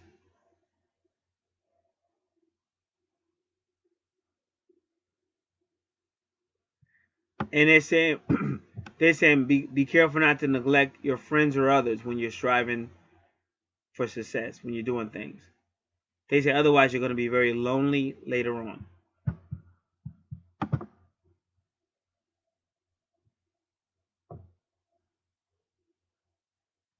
And see, Taurus is your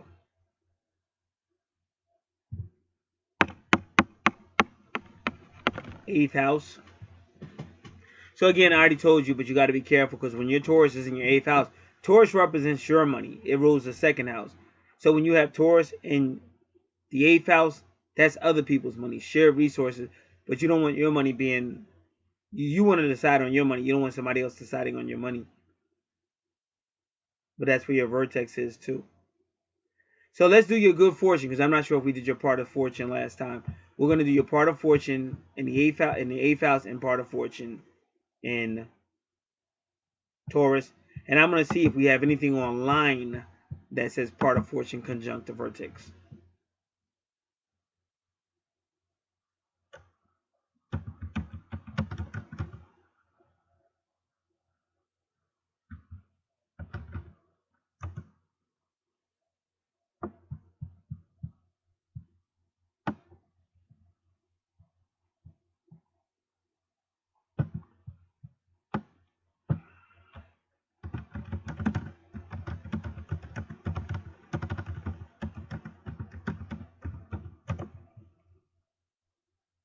All right.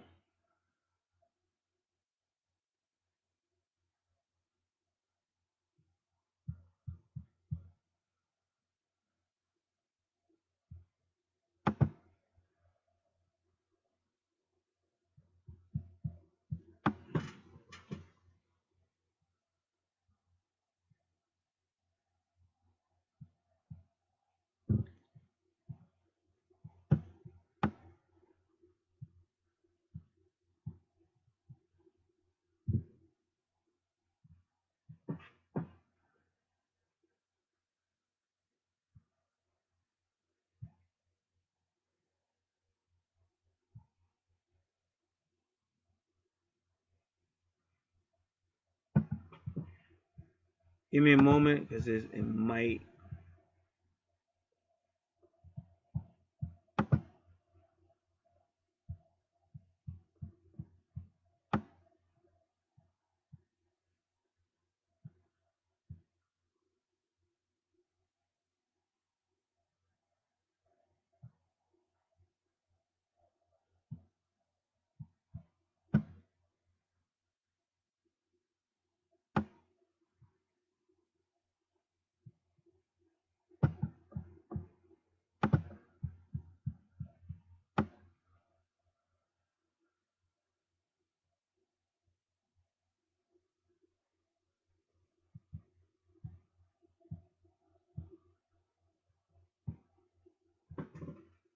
All right.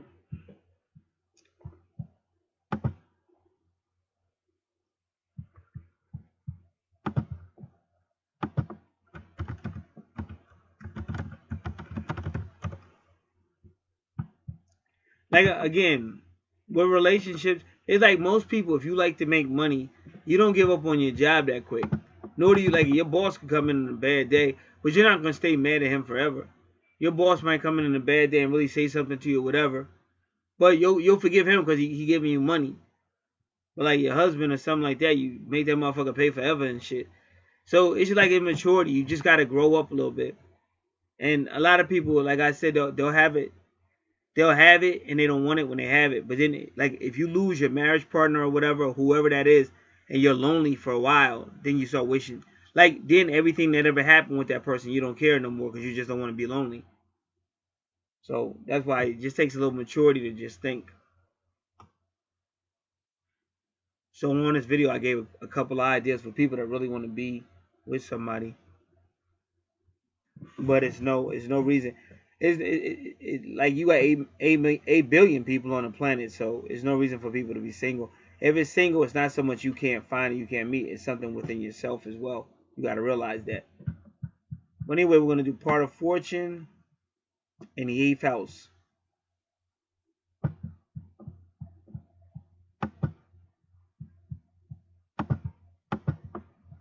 This person is going to be interested in the occult, things that are hidden information. They have good powers of regeneration and rejuvenation. They can be an expert investigator, researcher, might even be a detective. They can keep a secret so well that they're like an international diplomat, and they can earn a living doing this. And remember, this is like the financial house too. The 8th house does a lot with financials and business as well. Now, this person can make a living based on being an agent or a manager for other people, or managing other people's money. This person is usually very attractive due to personal magnetism. So they keep saying about this person, personal magnetism. So it's almost like this person can do no wrong unless they just make unwise decisions.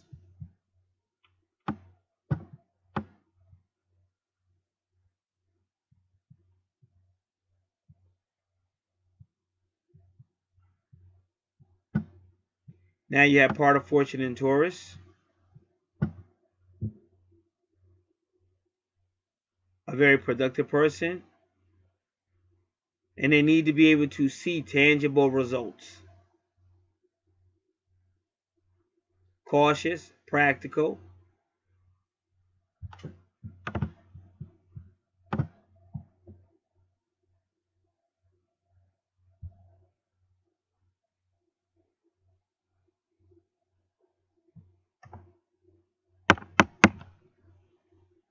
So yeah, all this is going on in your 3rd house, your true north node, and your medium coeli, because your medium coeli connects back to your true north node. 3rd house Gemini, and then that's your moon sign in the 9th house. So I had explained all that, Sagittarius. You're connected to stuff higher than this earth and all that too. I had explained all that. Remember, Sagittarius will be foreign lands, foreigner, foreign countries, foreign travel. And it's a measure of maturity as well. And then, like I said, like they said, you're going to be a teacher, publisher, a great communicator with Mercury.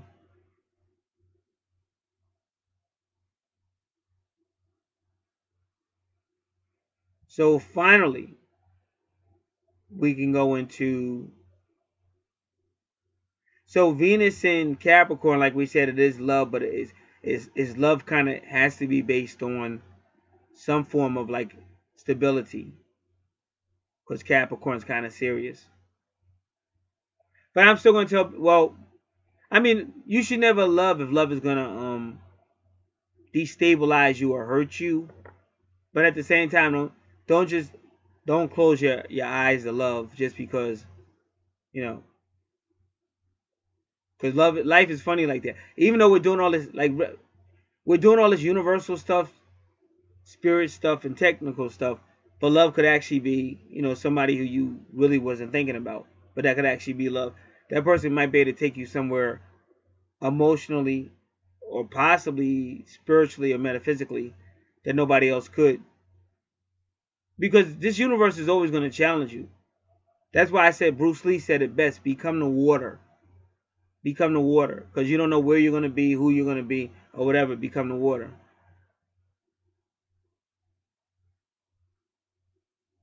Because that female I'm talking about that I really wanted to walk to the car and all that, I actually walked past her. I wasn't really going to talk to her. Because it's just, you know, things don't always go the way you want. So I was like, I just left it alone. And then she started talking to me. And then I wasn't even supposed to be in that location when she came in the door. I was supposed to be but I got called up over there. So things are funny. Life can be very funny. You have to be aware of that. Nothing is accidental or coincidental. That's why people teach you, you know, live today like it's your last day, or conduct yourself like you know something's going to be a big day for you. And a lot of people leave their house every day with that mentality. Because it's funny, It's the day you don't want to be bothered, or the day you look like a bum, and then all of a sudden something great happens, and then you're like, wow, I wish I could go back and do a retake.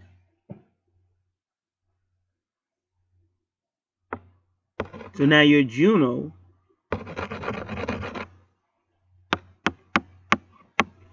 sixth house of service, inspirational, Pisces energy, Jupiter. But remember, Jupiter rules Sagittarius.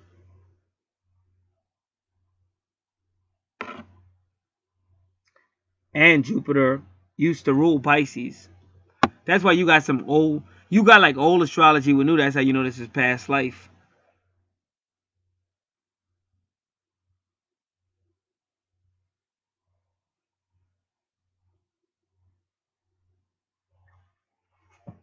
All right, let's go in with the numerology.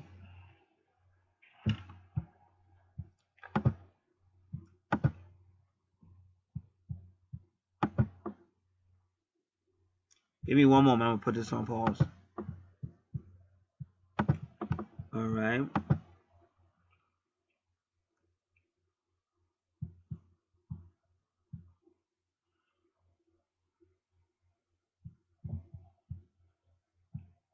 So now what I'm doing is pulling up my numerology file.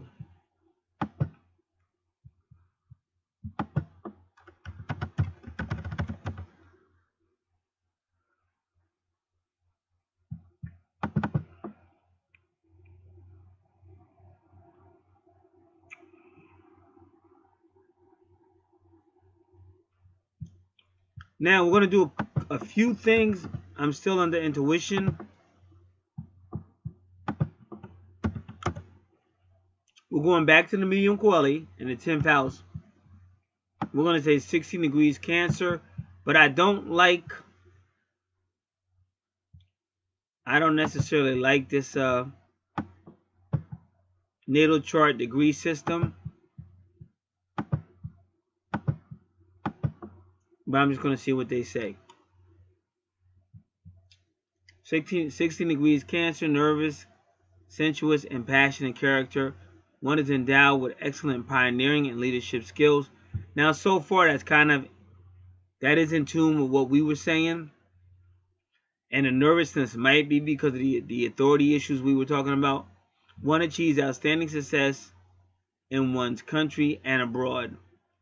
And we kind of see that on the natal chart too. Careers in science, the arts, or religion are very favorable. But it doesn't have to be science, the arts, or. It could be science, arts, and / or religion. Any of them and more are very favorable, as well as efforts to carry out reforms. And we know that to be true. So this one is true. Excessive compassion may prompt to show generosity towards people who do not deserve it. And that's what I've told her over and over again. We already see that on the natal chart. So, as a rule of thumb, if you're helping somebody who can't help themselves, that's as good as well. But remember, there's only so much you can do for anybody, because you also have to preserve yourself and raise yourself up. And if you're helping anybody else, the best help you can give anybody is that teach them or help them to help themselves. So if somebody's always calling you for a ride, the best thing you can do is try to help that person to get their own shit, so they can stop calling you all the time. Because otherwise you're going to be burning yourself out. And that's not necessary. A lot of people have a misconception of religion and what it means to be whatever, a Christian or whatever you believe. But it doesn't mean somebody run all over top of you. And that's why I said, you do well when you deal with spirituality and things like that. Deal with people that really walk that walk a long time. They can tell you the pros and the cons. Because otherwise what you have is an idealism that's going to weaken you. And some people say, well, that's not true because I did this and I know God blessed me. And that's true, but God will also bless you if you did something else. Like I heard a preacher, a long-time preacher, say one time. He said one time he was goofing off on Twitter. So somebody said to him, preacher, while you're out here goofing off on Twitter, people are going to hell. And so he said he responded, even if I was preaching a sermon, people are still going to be going to hell. So in other words, you got to have some time for yourself too, and you have to preserve yourself too, because you may want to have a family one day, or you might want to take a cruise or something. So you don't have to give away everything you got just to prove something about yourself. You do help out where you can help out, but then you also got to have something for your life too. If you're not careful, you'll be used by people because they know you're gullible. And a lot of people, all they got to do is say God or something, and people will just start emptying the wallet. So you have to have a common sense. Some things you can help, some things you can't help. Some things is yes, some things are no. That's just common sense. That's called wisdom. All right, but still, what does 16 mean in numerology?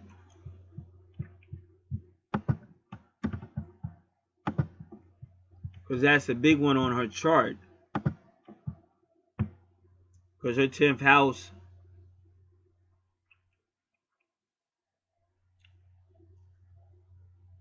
still rules. That Cancer still rules her 4th house. Because Cancer rules the 4th house.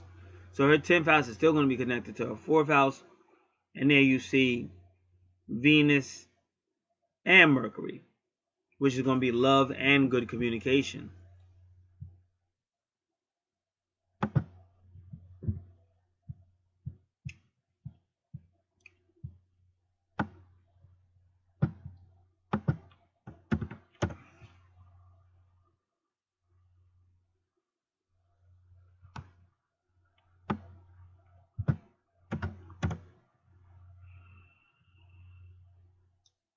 So 16, this is called riding the beast.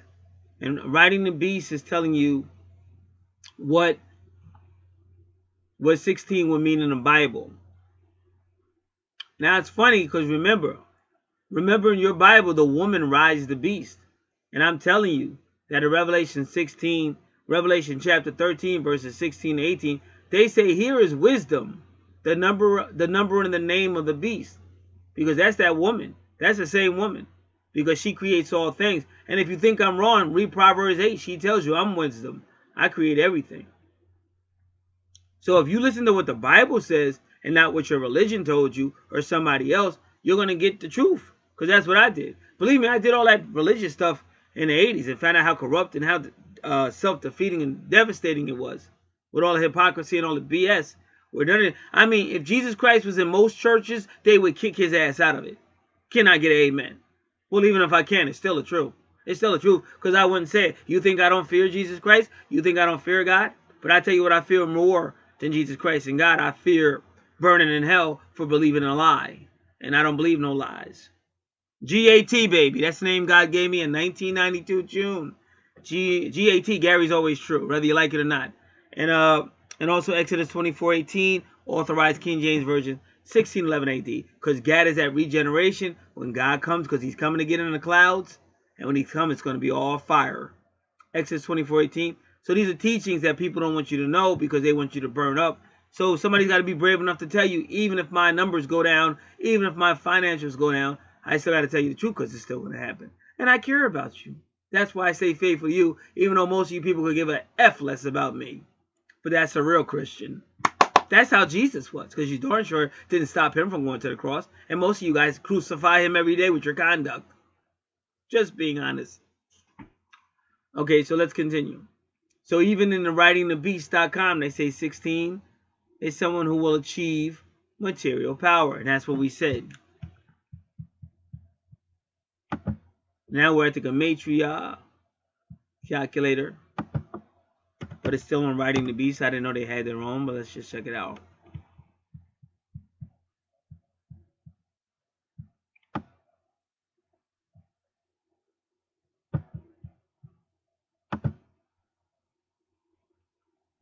I don't like this. Okay, so I'm just going to go to...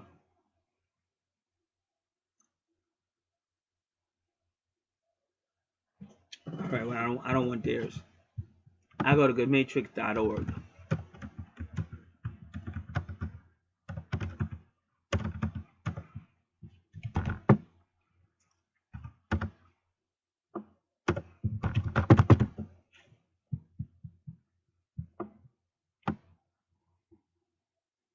Alright, it's a few things.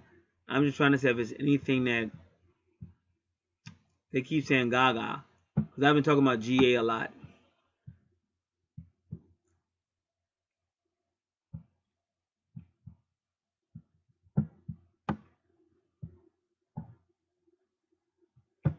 All right.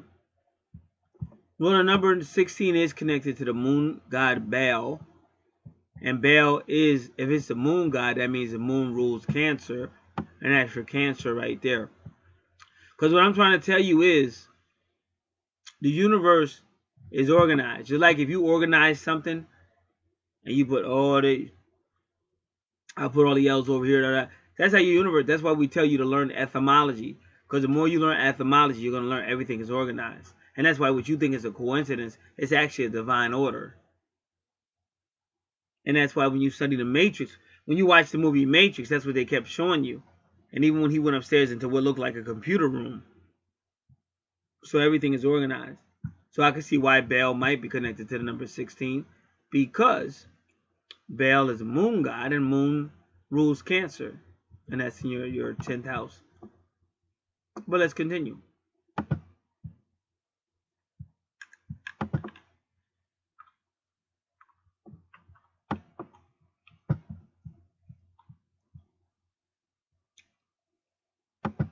They say secretofthetarot.com. See, as you can see, this is why I wanted to do it this way. Because there's no way. That video would have been like 7 out, like at least 6. Because it was already long, if I'm not mistaken. I forget how long her first video was. And I really wanted to spend time because I really wanted to look into it. She has a real unique chart.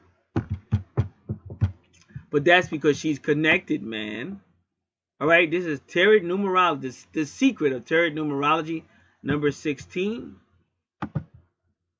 One who seeks wisdom in the attempt to learn enough to both teach and help others. And that's what she does. This number analyzes the self to grasp this wisdom. And her name is associated with wisdom, which is interesting. It has a knack for research and is important to them that they appreciate both the spiritual and analytical parts of themselves. Very good. The number 16 is gifted at understanding the spiritual.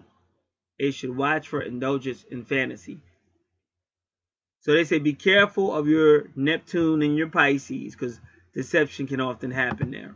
That's why you got to be careful with somebody telling you, hey, because your Pisces is going to want to help. But maybe you need to say, nah. Maybe your Capricorn needs to say, wait a minute. How about showing me some proof there, bucko? How about showing me something substantial? Because I'm no stupid female over here. So your Pisces is in your service with Virgo. Your Virgo is in your 11th house. Well, it's actually your 12th house of endings, which is still service. Be careful. And Neptune, because Neptune is going to be inspiring Virgo. Neptune's going to be inspiring Pisces, which is in your 6th house, which is ruled by Virgo. But Pisces also rules your 12th house, so Neptune is also going to be there as well.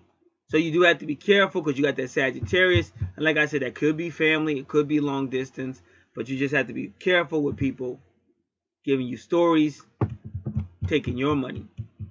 And maybe that's why Mars is right there to start telling people, nah, you're a grown-ass man.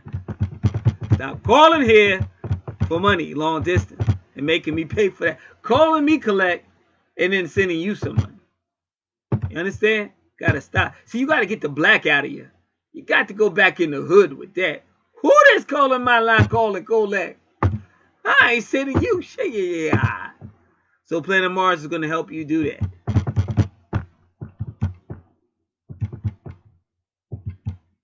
Let's see what 11 degrees Sagittarius means. Well, we'll get back to that because we're gonna go there anyway. Because I'm very interested in your 10 degrees.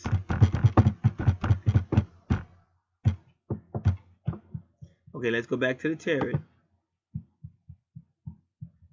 See, like if somebody takes me seriously and taking these notes, you'll get better because you'll know not to, you'll know not to do certain things. If you just listen to me talk, but you don't take no notes, it's just gonna go on one end and out the other end.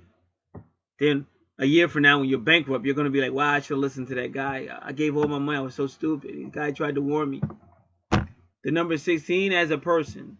If the number 16 were a person, she would be the analytical, intuitive child of the independent number 1 and the harmonious number 6. Your first house and your 6th house. Woo! The number 7 is 16's core.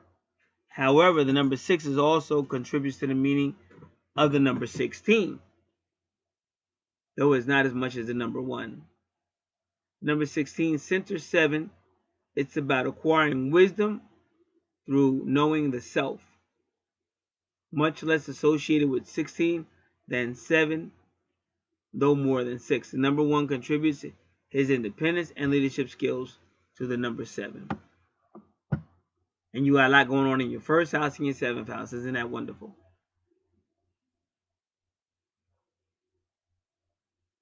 The number 16 is intuitive, spiritual, wise, and self-sufficient in their task to learn so he can teach others. He is both spiritual and practical, though he might express himself more as the former, as the practical. The number 16 wants to be part of a harmonious relationship. And we said because she has Pluto in Libra, that may or may not be true. But they can also do for themselves. They say number 16 may spend a considerable amount of time alone. And we kind of read that as well. We kind of heard that. It's not likely, but it is a possibility.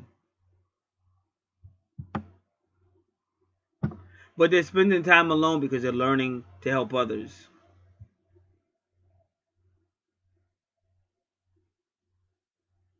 The Mayflower set sail from England in 1620, 1 year after they put us in slavery. Isn't that interesting? Washington, D.C. was declared to be the capital of the United States in 1719. 1929 was the first Academy Awards ceremony. It was held on the 16th day of July.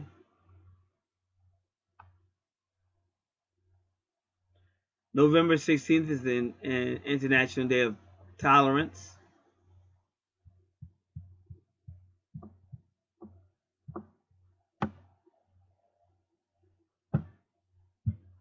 Uh-oh. They're saying that the Tower card is number 16. And that's Mars energy.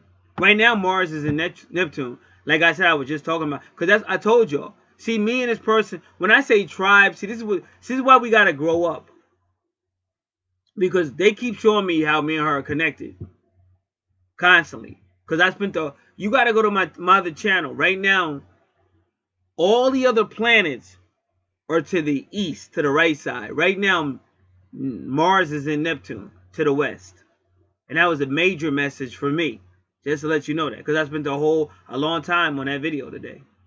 And now her card, if her card is a Tower card, that card is ruled by planet Mars. And the Tower card means breaking down change, but then rebuilding. And that's her, because they said she's got that she's got the whole death rebirth thing going on. Somebody dies and reinvents themselves. And yes, the Tower card is number 16.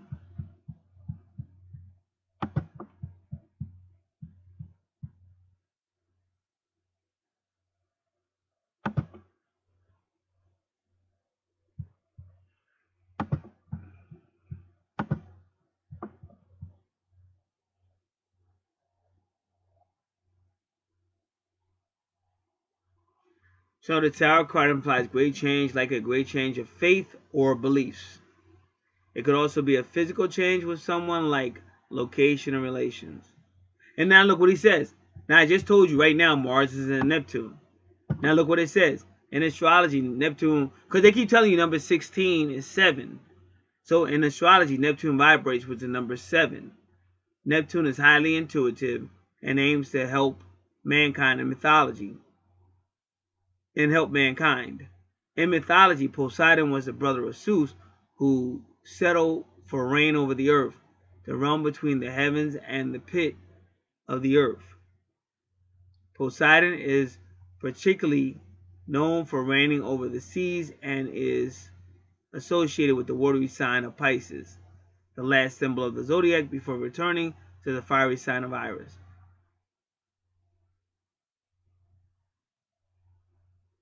Interesting.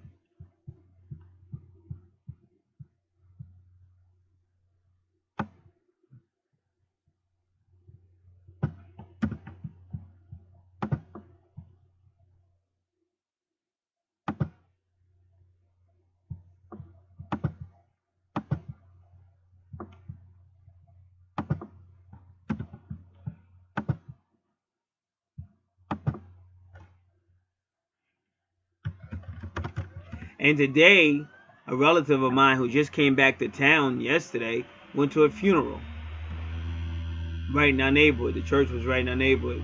So I associated that with Mars being in Neptune.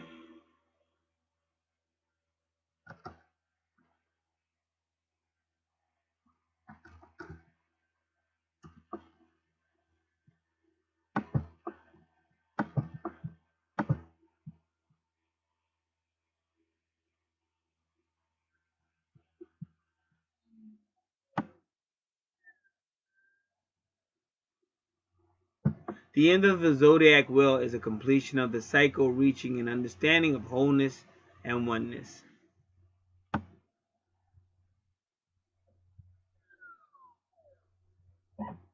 So a person with number 16 is going to have a good understanding of themselves and their people. So she may be able to help her family, even help her family in a business sense, since the family Cancer sign is in Capricorn, or the 10th house, which is career.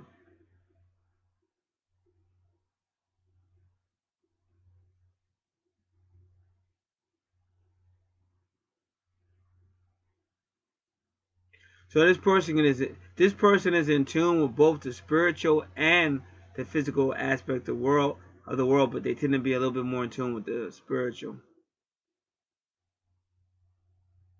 But they can become delusional.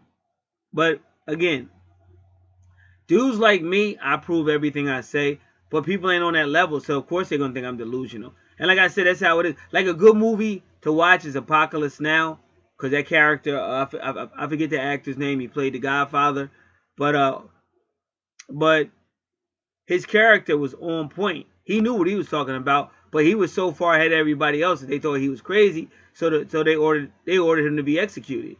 They paid an assassin to go kill him, but really he was way ahead of them.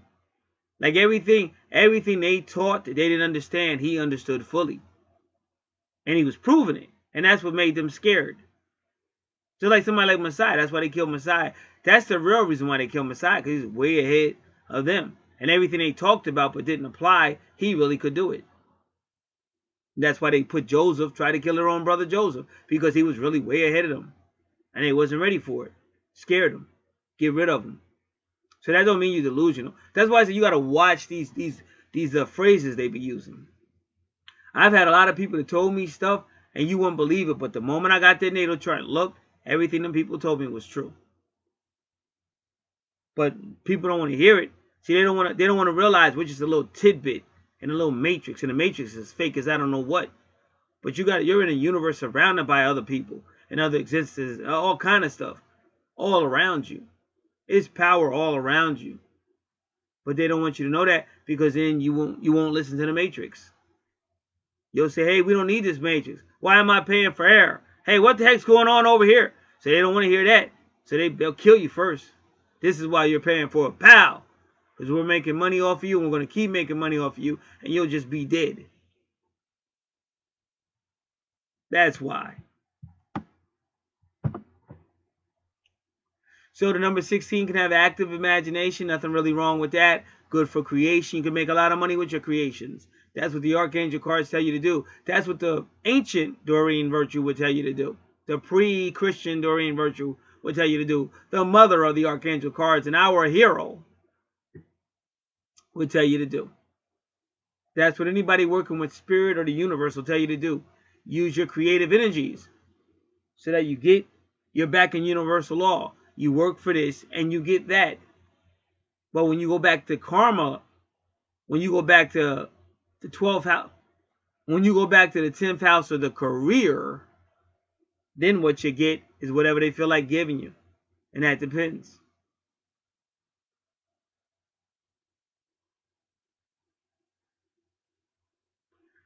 So it said that spirituality will be used for family-like relationships. And that's exactly where your 16 is. Now you tell me, because they said that's what the number 16 means. But they don't know that her number 16 is her degrees in her 10th house with Cancer. But they already know that anybody with a 16 is going to be using their wisdom for their family relationships. So they're basically telling you, if you have a family relationship, it can't fail. You may already have one, but they're telling you it can't fail.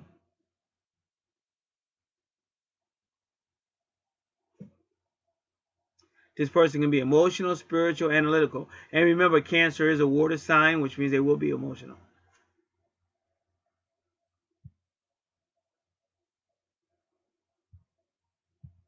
And they help other people. When the number 16 is around or popping up everywhere, it usually indicates something of a spiritual awakening.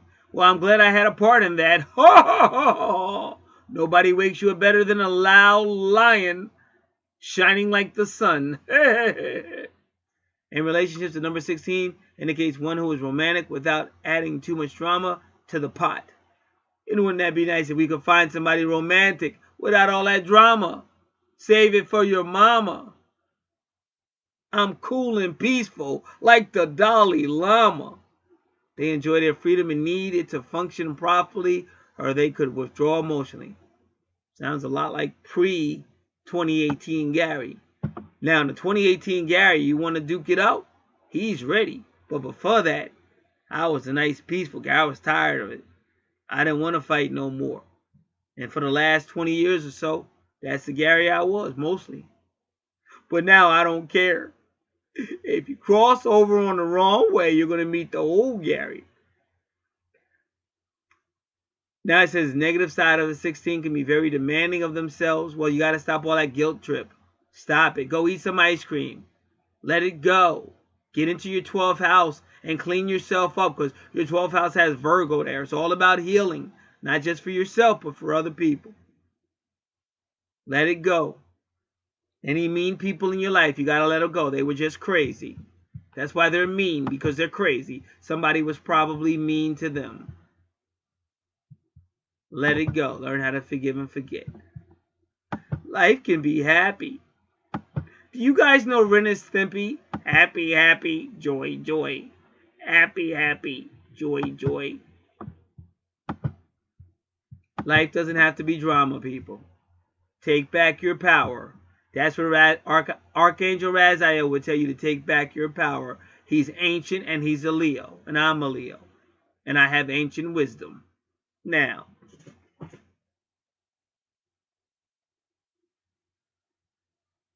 so sometimes you can want to help people so much and understand themselves that you burn yourself out. Again, I'm learning you got to let people go their way. But don't let them burn you out either, because some of these people just be too silly. And sometimes I have to tell them, back up. You're being silly.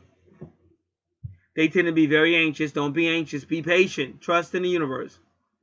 Sometimes they become too nervous. Hey, that's what that other one says. They said 16 degrees said a person can become nervous. Don't be nervous. Don't be nervous. This is what you're going to have to learn. Learn how to slow down, breathe, and learn how to start to say poetry, affirmations. But don't be nervous. Learn how to trust in the universe. Too nervous to stay in one job. And that's kind of funny, because her 16s are in her 10th house, which is career. So she might be going from job to job, but she might have some conflicts between family and job. So right now, that's what the universe is doing anyway. Right now, the universe is trying to balance out, because they don't want you to be at your job all the time, but they also realize you can't be with your family all the time. So right now, the universe is trying to get you to balance it. So they may have a problem staying in one place, one job, one group, or one people for too long. They should also keep themselves grounded, as they sometimes have the inclination to become lost in a fantasy world.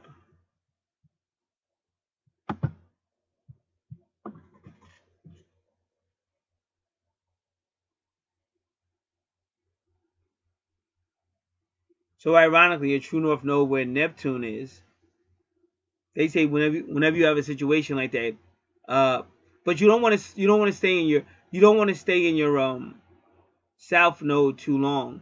And we already said your south node basically is almost like two houses. We already talked about that. But sometimes when you want to escape like Neptune fantasy world, you would go to your south node a little bit. But what happens, sometimes people try to stay in the south node too long because in your past life you were sort of like a Gemini-ish or a Taurus, whereas in this life you're supposed to be more like a Sagittarius in the third house. But you just don't want to stay in fantasy land too long.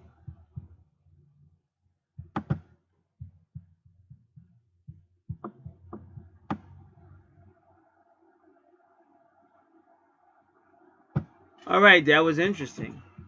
See, this is why each natal chart is different. Some natal charts you really need the numerology to really understand it, and in other natal charts you don't.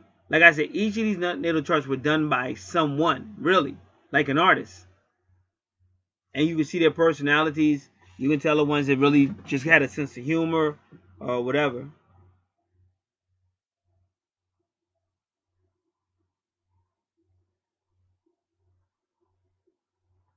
So this woman is a big help to her family, and I believe both in whatever country she's in, but also her home country. She's a big help to them.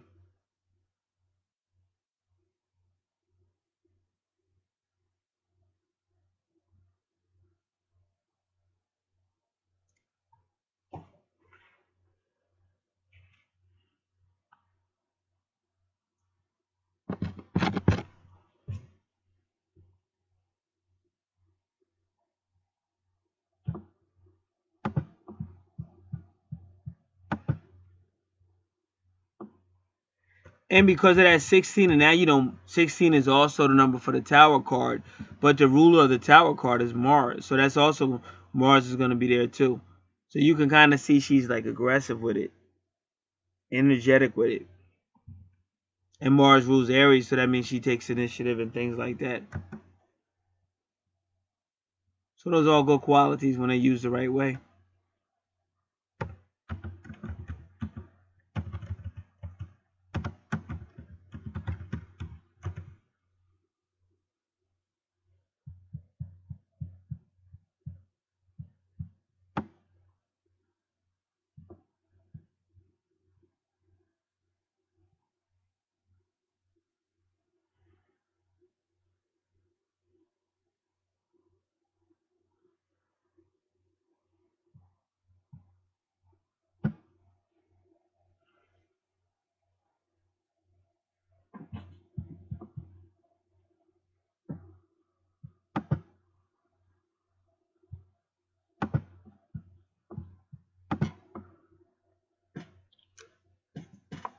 All right, now, try to make sure you understand what I'm about to say because this is going to be very important later on in this reading.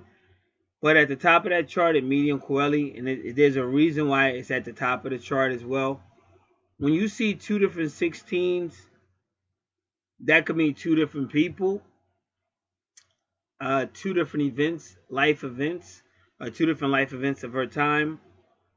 But there's a reason why they did two different, even though that they're both at 16 degrees. Just so you know that. And it could also, like I said, it could be they might think it's her and somebody else, or it could actually be like literally two different people. I'll explain that more, but I needed to put that out there.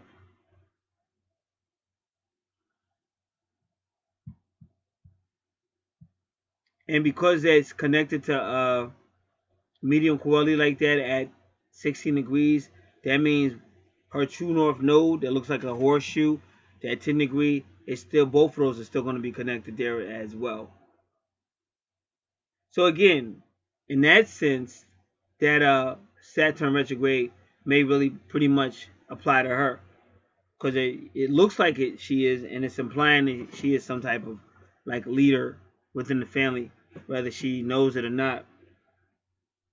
But whenever you see Saturn retrograde, it's usually a no nonsense approach, in some cases. Like for each person, it could be different. One person, it could be no nonsense approach. The second person, it could be abusive. And really, Saturn retrograde really means even somebody that doesn't know how to say no. That's why I'm saying not able to say no to family, and sometimes they lack self control. But again, all these can have to do with different phases of life, different times of life. Just like some people, they're one way when they're younger, but as they get older, they're totally different.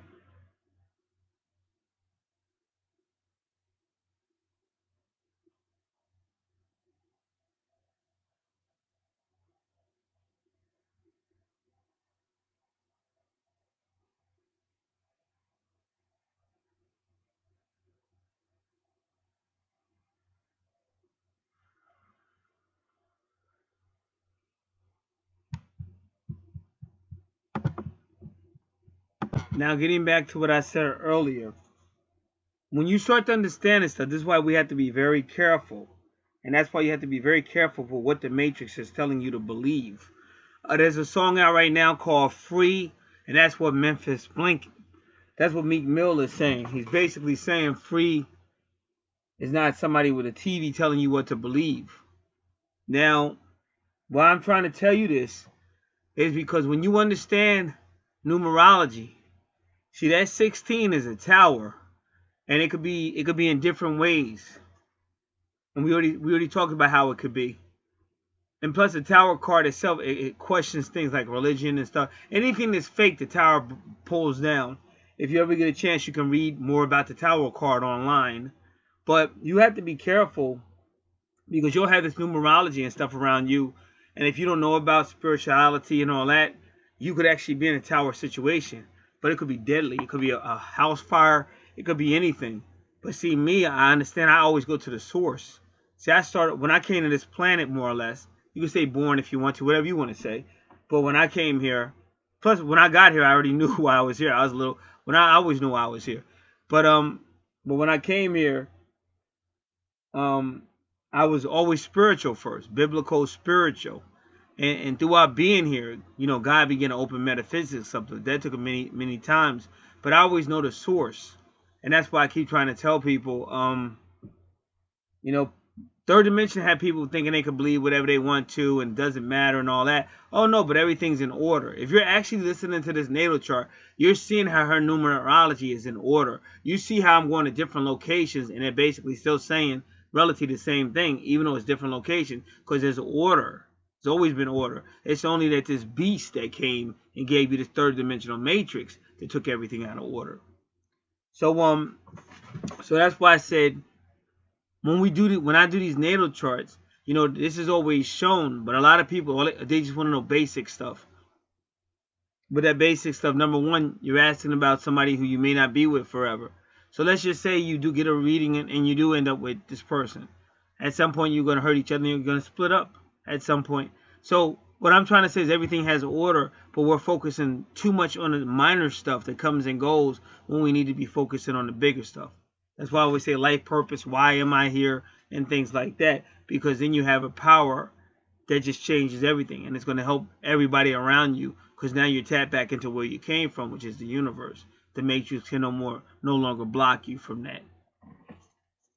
Because that way, like I said, a lot of numerology around me could be chaotic. But I'm always in touch with the source. And the source is going to make the final decision whether something's chaotic or not.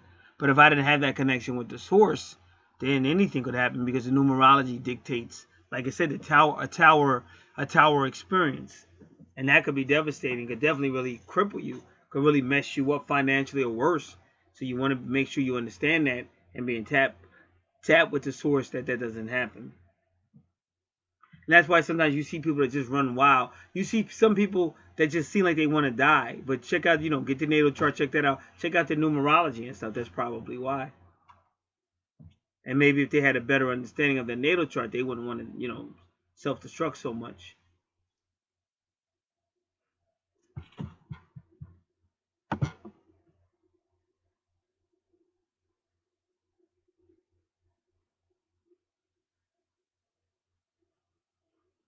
So now we want to go 19 degrees Pluto because you have a lot of 19s on your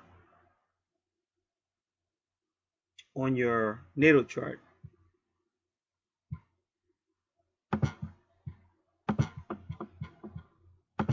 All right.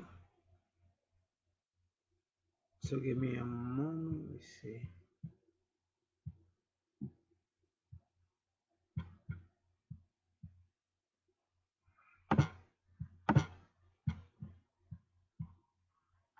So the first thing, what just happened?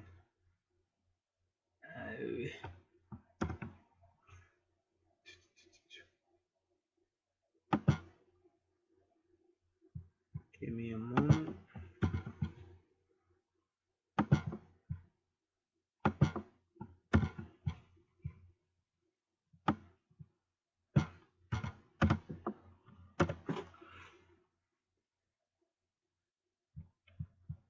Okay, so this is the secretofthetarot.com, number 19.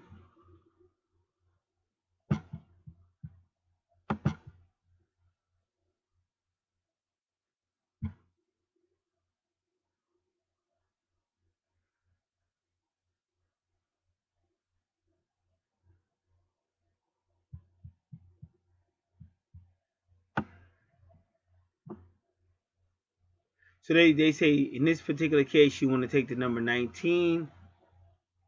Well, 1 plus 9 equals 10. 10 is 1 plus 0 equals 1.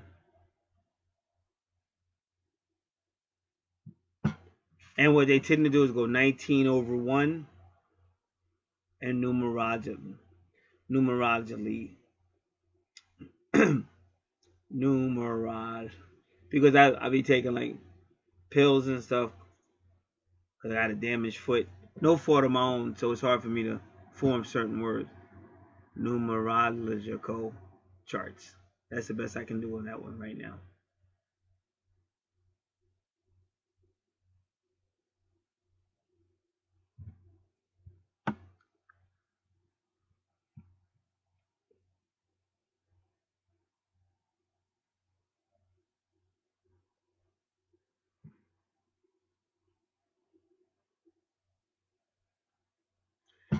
So numerological lists say that number 19 is the optimum expression of the energy of 1. But see, again, if you're going to keep messing around with 1 again, you're still dealing with Aries energy, assertive energy.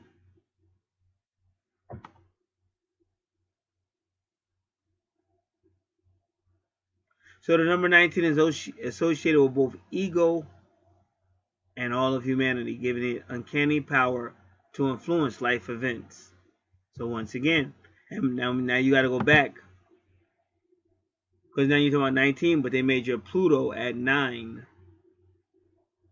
So just bear with me. See, this person is like, that's what I was trying to tell y'all. They're connected. That's why I keep trying to say we don't have time to listen to third dimensional bullshit. If these people want to stay in third dimension, that's their business, but they try to hold us to it and they can't. And that's why they get so angry or whatever. Like if you've ever been somewhere and people just hate you and you don't even know why they're so mad at, I don't know you people. Why you hate me so much? But that's why. Because they're tapped into some crazy ass third dimensional evil stuff. And you're nowhere near that. Just the fact that you're smiling, they get pissed off. You want to piss somebody off? Just go to like a restaurant. Just make sure you're giving a persona being young. Like go to a restaurant and get the persona being young and in love, like you and another person. And just like make sure it's male female, only because of the way things are nowadays. You got to make sure it's male female. And you got to give a persona just being happy together and in love. And watch how many people in that restaurant hate your ass. It'll be some people probably going, oh, that's so nice. But it's going to be a lot of people that just fucking hate you. Because they don't want you to be happy. Don't want you to be young. And don't want you to be in love. They want you to be bitter like them.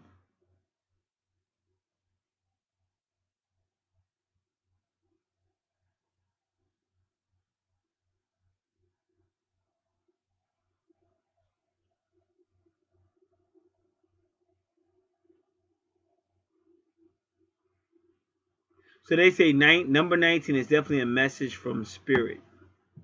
But before we continue, let's go to number 9.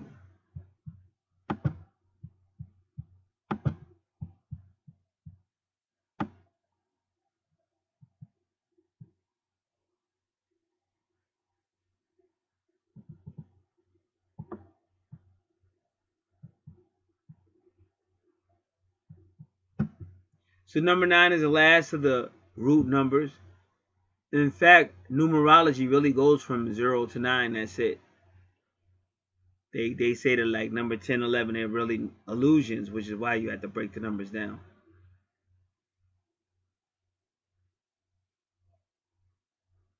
And they say root numbers are called cardinal numbers in mathematics.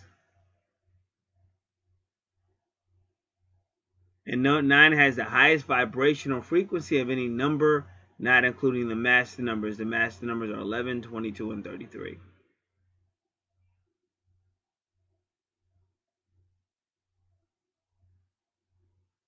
So 9 can retain its vibrational frequency energy regardless of multiplication.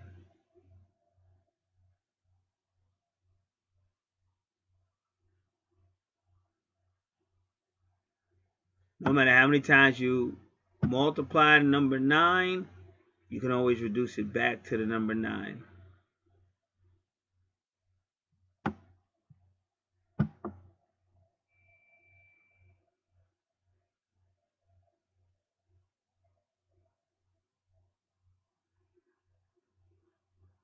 So 9 is a symbol of our inner wisdom, which is present in all human hearts, but must be uncovered anew in every human life.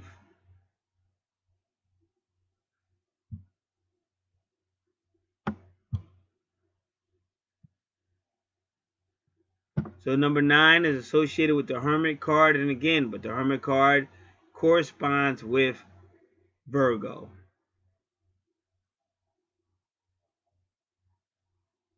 And they said Pluto and Libra could be an isolated person at times, because Pluto can be isolated.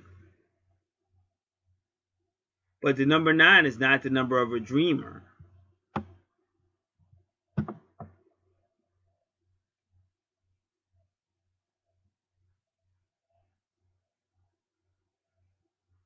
So your Pluto at 9 degrees Libra is going to help your dreams to come true, because it's a high energy, high frequency energies that get things done in a highly effective manner.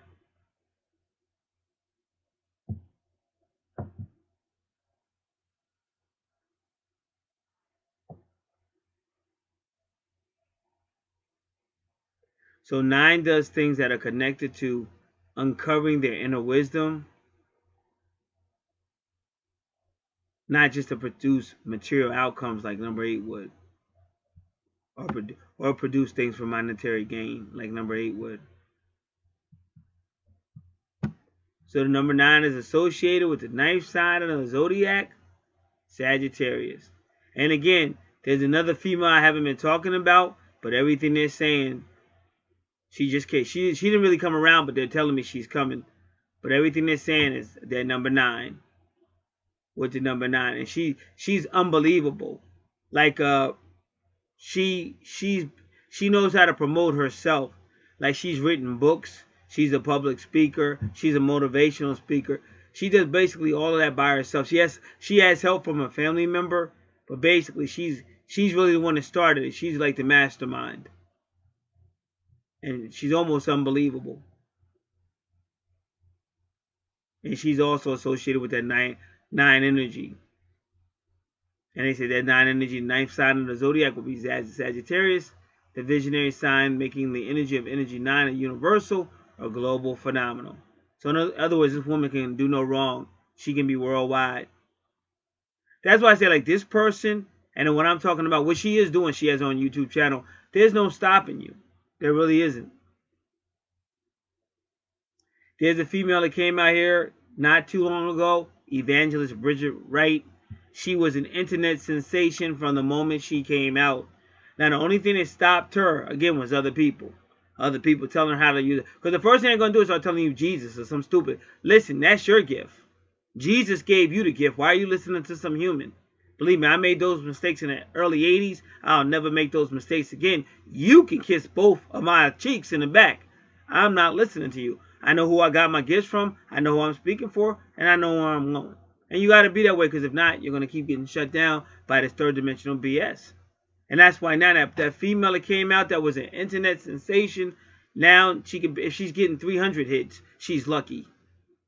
I remember when she was in the thousands. She was probably one of the most sought after persons just a few years ago. But that's when she was tapped into source. But then now she's tapped into probably secret societies and all this other stuff that messed her energy up. Now she comes out, ain't nobody trying to hear her. Whereas before, as soon as she came out, everybody wanted to hear her. So you got to understand that so you can stay where you're supposed to. You got to understand it really is evil energy, and they know who you are. Like, as soon as you get here, they're already trying to figure out ways to stop you. But there's people coming here that's about to change everything. Because I told you, it ain't going to be no third dimensional after a while. This is going on long enough. You best believe God is through with third dimensional. That's why I say if you can get anywhere to find information out, don't be afraid of it, because that's what's coming in.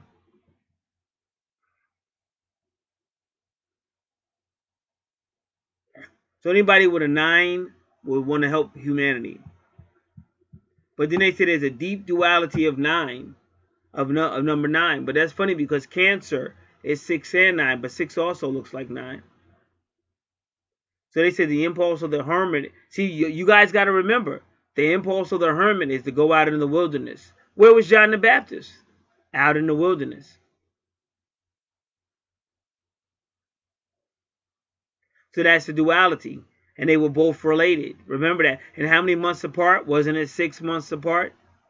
Doesn't that sound like the duality of the 9? And when Jesus left us, when did he leave us? He left us at the 9th hour. That's why I told you, the Bible, the Holy Bible, is really one of the most greatest metaphysical, mystical, esoteric, metaphysical, metaphorical books of all time. So why are we so scared to unveil the mystery that God gave us? Because a bunch of guys that got us using religion to keep us in the matrix don't want us to. And they got you thinking if you study deep, oh, we might as well take you out and burn you at the stake right now.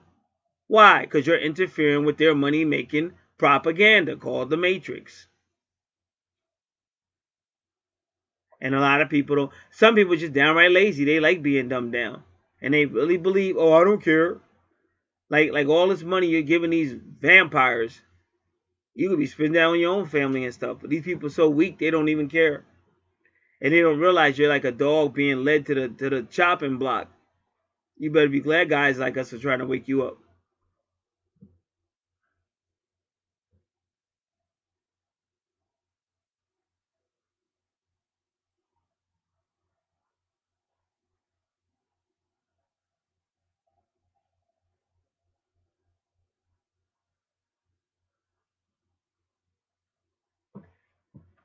All right.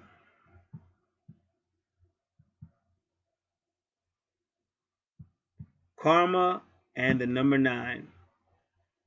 The number 9 is not a highly charged number in terms of karmic lessons, like we saw with number 6. Did you guys? Oh, I know what you're talking about. Okay. So number 6 is a karmic charged number.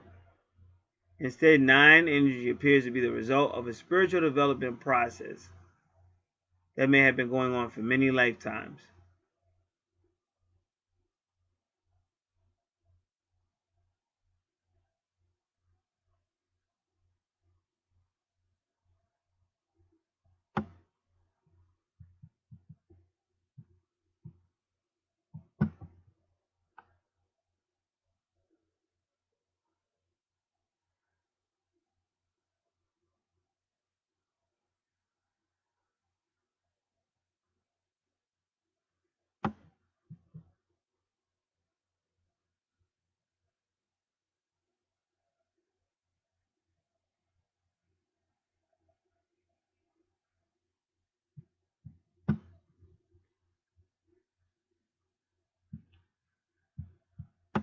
So that was number 9, which are 9 degrees Pluto.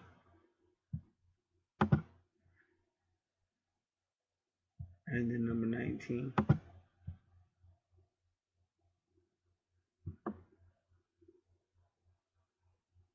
19th card of the tarot is the Sun, which is one of the most fortunate cards in the deck.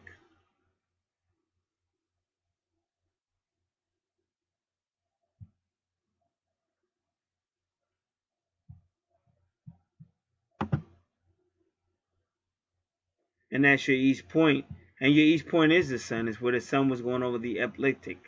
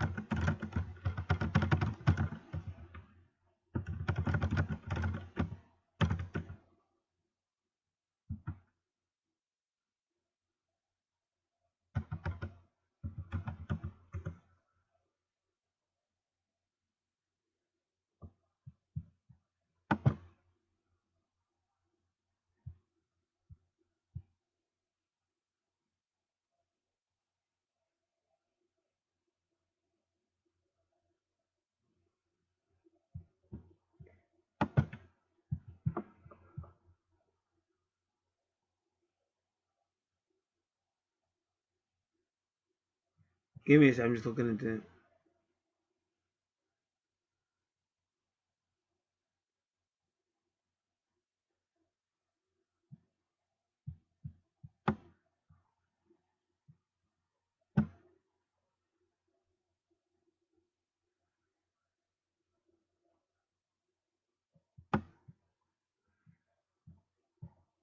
All right. Bear with me, y'all.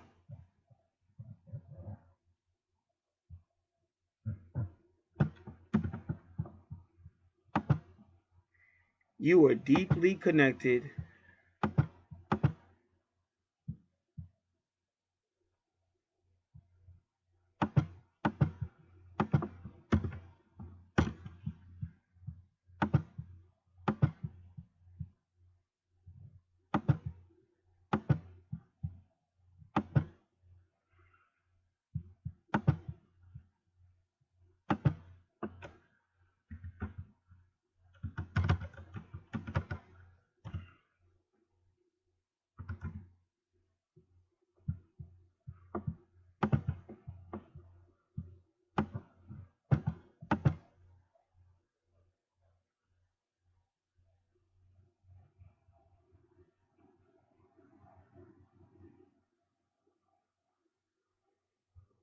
So the plane of the ecliptic is determined by the Sun and the Earth.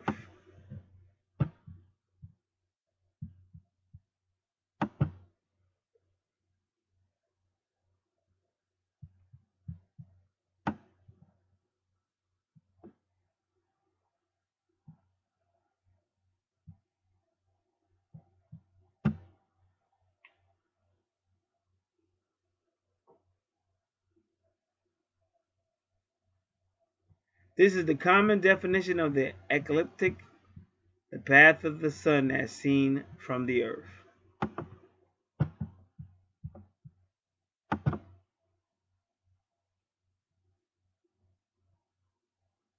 The ecliptic is the apparent path of the Sun on the celestial sphere. So you want to say celestial, or you want to talk about like the heavens and angels?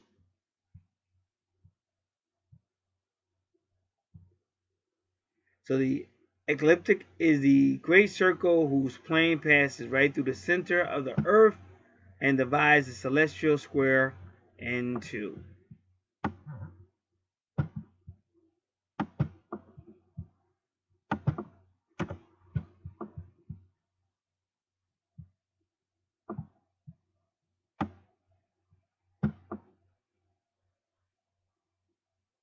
The zodiac is made up of 12 constellations which are located along the path.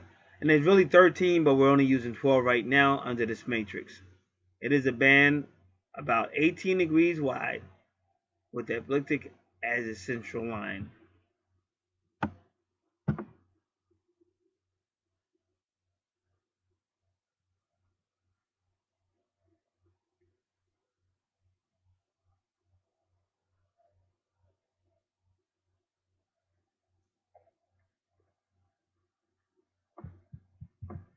Pluto sometimes is without the zodiac band.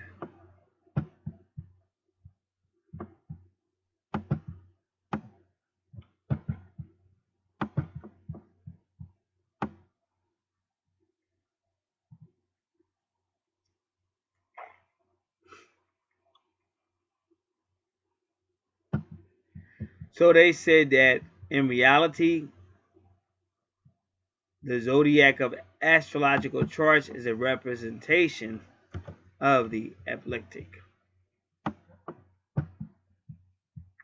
They say the ecliptic is the magical circle. Esoterically, the sun stands for the spirit.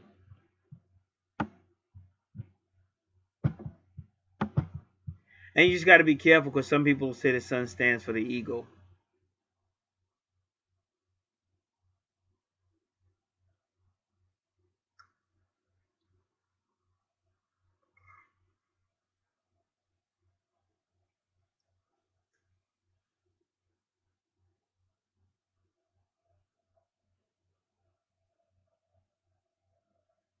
So they say the primary purpose of the human being is to discover the spirit with their conscious mind, and the ecliptic symbolizes the goal and the achievement of the human mission is the circle of enlightenment.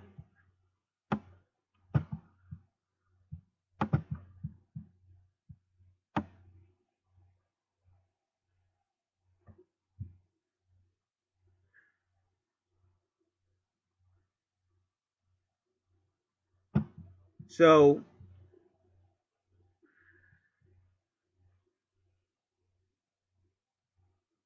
in esoteric terms, the ecliptic points to spiritual forces which are specifically associated with the human life wave, bringing guidance and fostering growth. Because like I said, this is all written out and planned. That's what I keep trying to tell you. Everything is written out and planned. Not to make you feel, oh, boxed in. It's still life, but you still shouldn't be so naive that you think that there are such things as coincidences and stuff like that.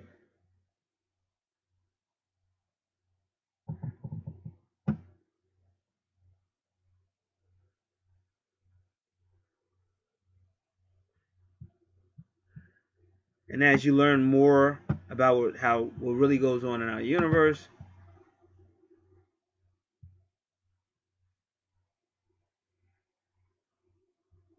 you begin to believe everything is alive. Just like Doreen Virtue said, even what you call inanimate objects are alive. They do have life.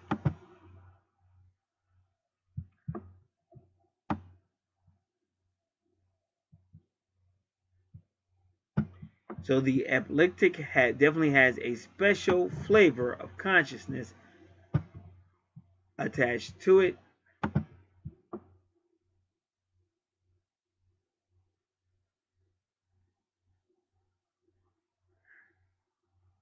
So he said the ego is the spirit or higher self.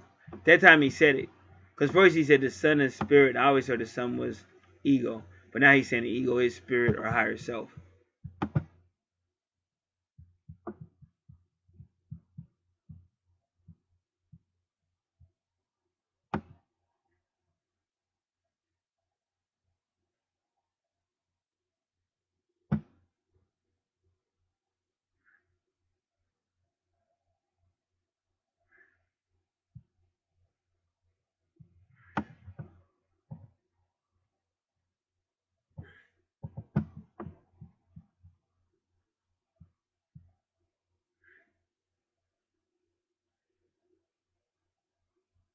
So they say that the ecliptic is behind the astrology.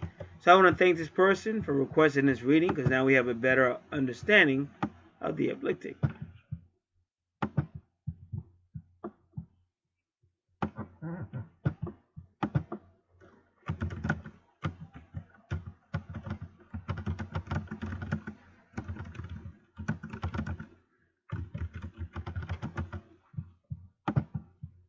So now let's go back.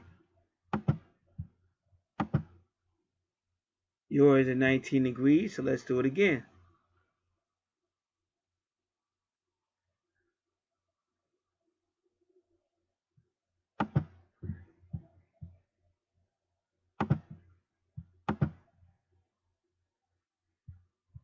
So again,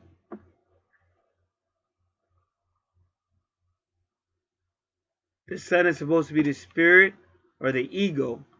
And according to that person, that ecliptic is what we're all trying to get to. Get to the highest of the spirit, which she said is ecliptic. Well, then if she has a 19 degrees ecliptic, they would say she's already there. So I hope everybody heard what I just did. If not, slow it down, rewind it, whatever you got to do.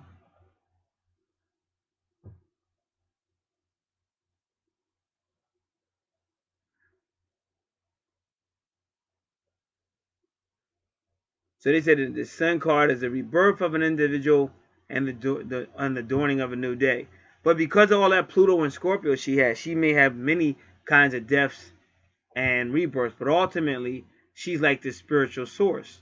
So that's what I'm trying to say. Just like the other female I'm talking about, the more she uses the media, the more she gets on TV, internet, and stuff like that, she can go no wrong. But I'm telling her to make sure you're using your Capricornian sense as well. Because otherwise you'll help. And then unfortunately, when you need help, it's not going to be there. That's one of the reasons why the Bible gave you the book of Job. Because that's what Job was doing. And that's why they did the same thing with Jesus. They said, where are all these people you helped? You helped all these other people. Now you can't help yourself.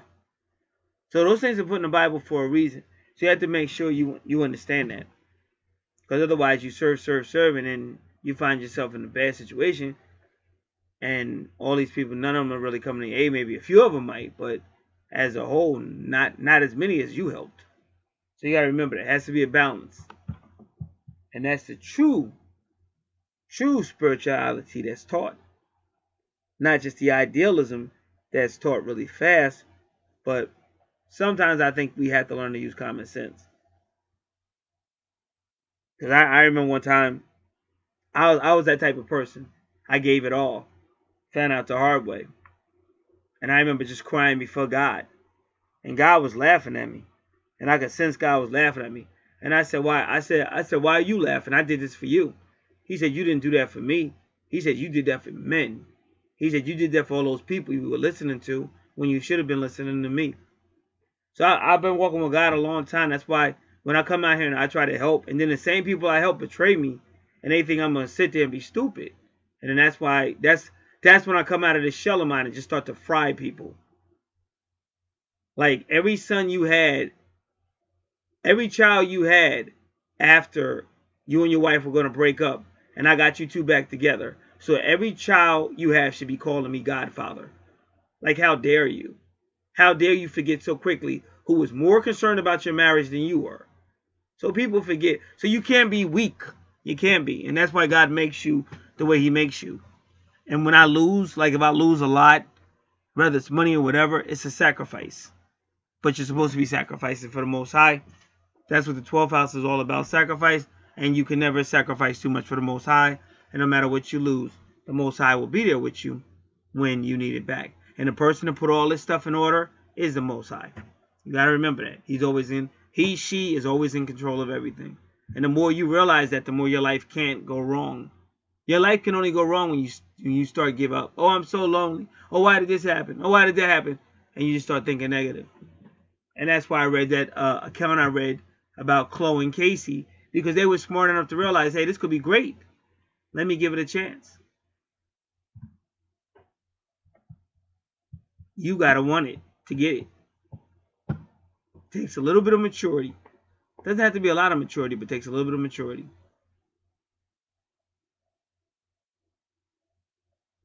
So they say the sun is an astrological sign associated with the number 1.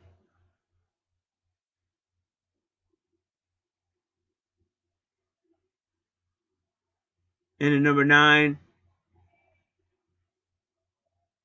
is the essence of everyone. 19 signals a renewal of primal energies that transform our lives or inform our lives.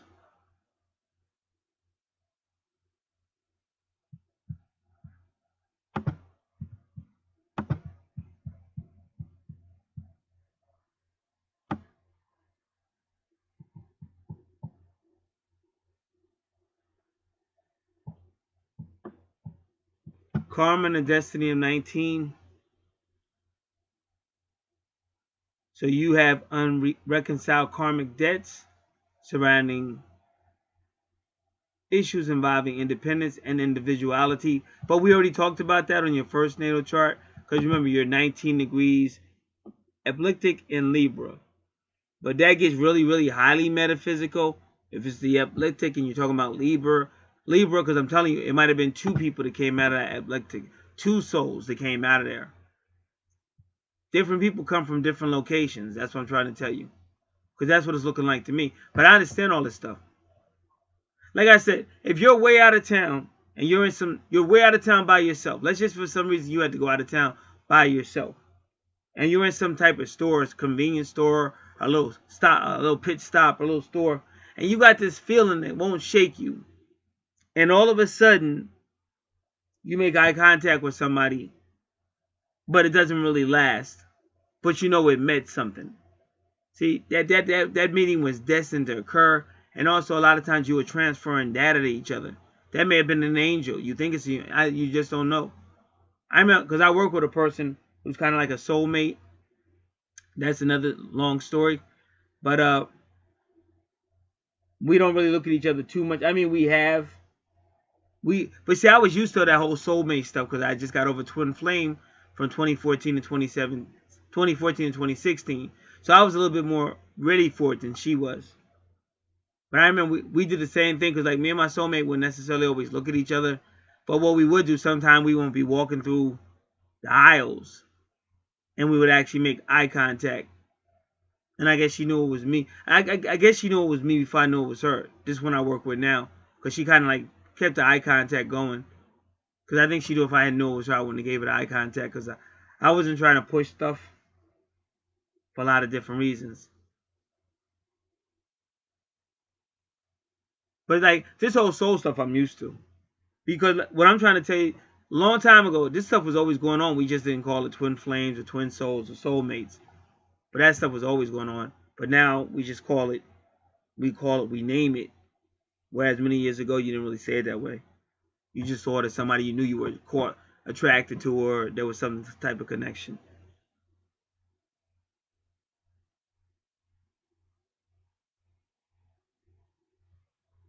So because you have karmic debt surrounding independence and individually, you will find yourself pushed into leadership positions even if you're not interested in them. So that's the reason why you're going into leadership positions, because you have some type of karmic debt surrounding issues involving independence or individuality. The number 19 on your chart may also indicate ego personality issues. So you have a sense of one energy, which you do because you got a lot of Aries, you got a lot of ones, and it says you have strong egos. They said when your ego is strong, when your ego is healthy and balanced, that's good. But sometimes it's not balanced, and then you could have an unbalanced psychological state leading to egotism.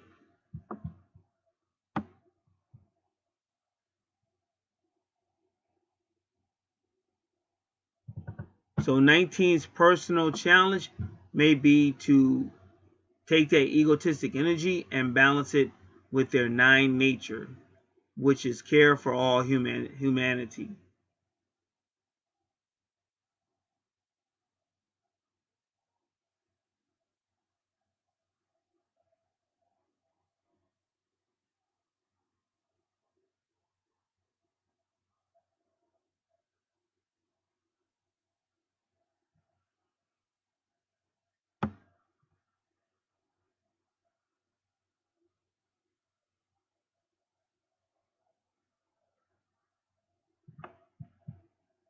So I'll say it again, help others, but don't let them burn you out. But I always try to tell people don't have an ego.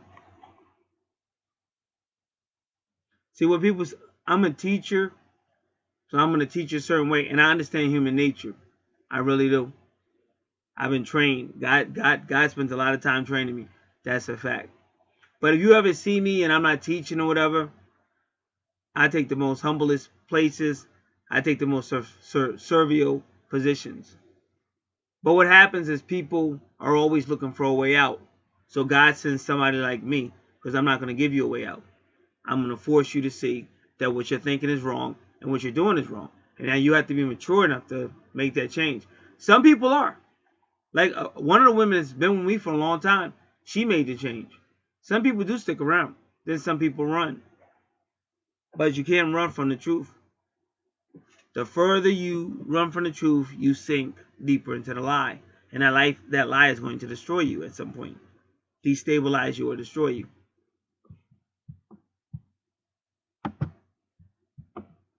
And our life really isn't all about somebody holding your hand and talking to you like you're a kid when you're a grown adult.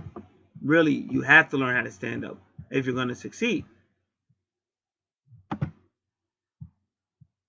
And some people might find an easier way out to be like a, somebody sugar girl or something like that. But even that has its ups and downs.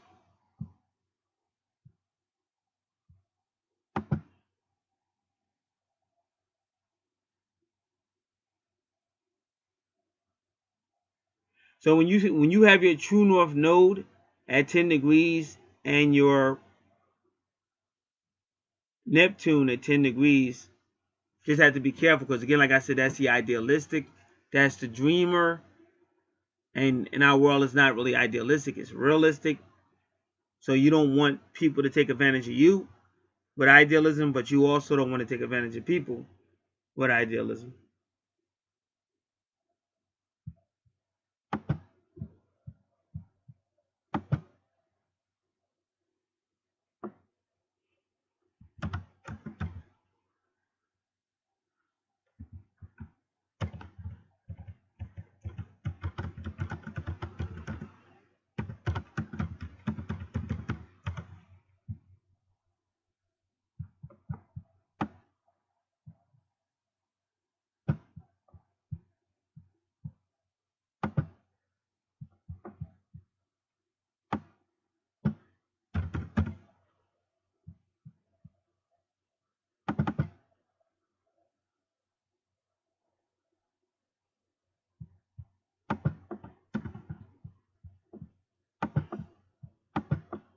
And remember, anything with Neptune and Sagittarius and all that, that's also telepathy. Because you'll definitely have those psychic gifts as well. Oh, what happened? Let me go back.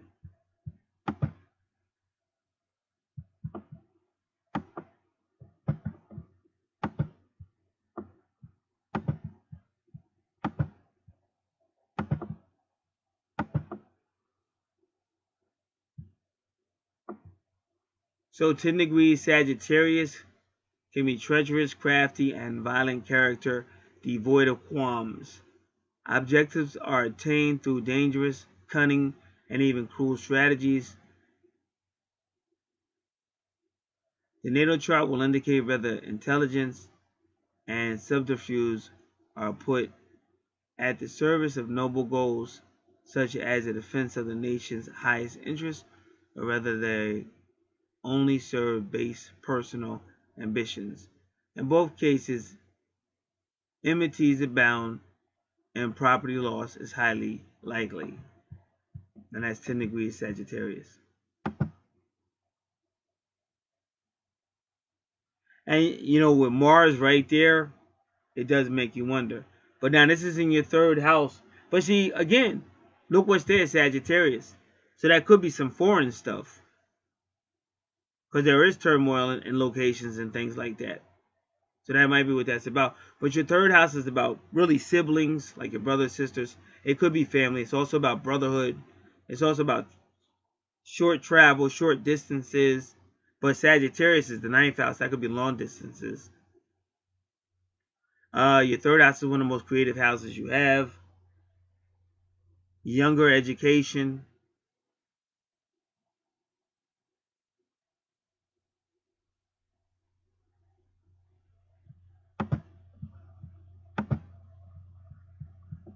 And remember, number 10 is like they go to number 1, because number 10 becomes number 1, which again is either new beginnings or really assertiveness.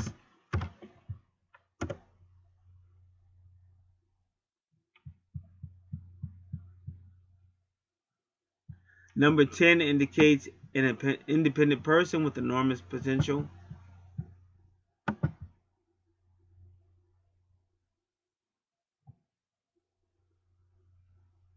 So number 10 can be comfortable being alone, but they do recognize the need for individualism, even if they're in a group. Because remember, your third house is about the group of brotherhood.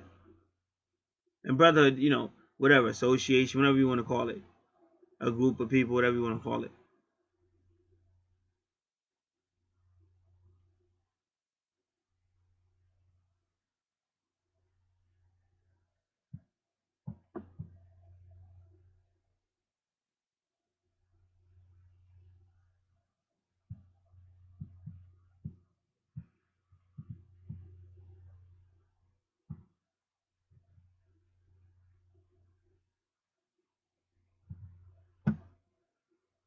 And number 10 is the Wheel of Fortune. Again, that's a Jupiter thing. That's why I said she keeps matching that female that they're talking about. It's the same thing that female are telling me about now that I knew that she went away, but they say she's coming back. She connects with Jupiter, Sagittarius, the Wheel of Fortune, because the Wheel of Fortune corresponds with Jupiter. And remember, Jupiter rules Sagittarius, which is what's in your third house, Sagittarius. That's how you know people put this together. People higher than us put that chart together. The way it just keeps matching up. You can't make, like I said, when you really study this stuff and notice, that's how you know where your power is at. And you stop wasting your time on foolishness that's not doing nothing for you but hurting you.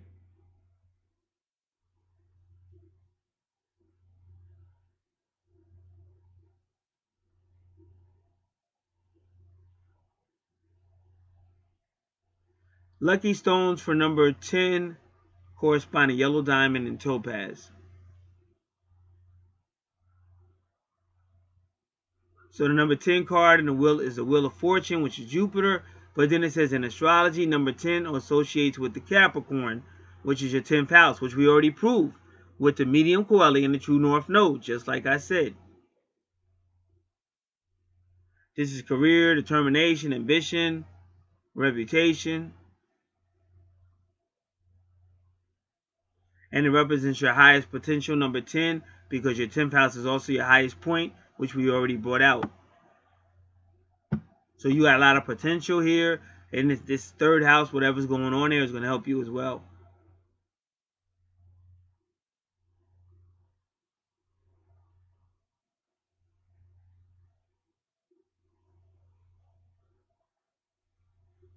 So in mythology, it took Odysseus 10 years to return home to the wife and son he left behind when he went to war. And you got your Mars right there.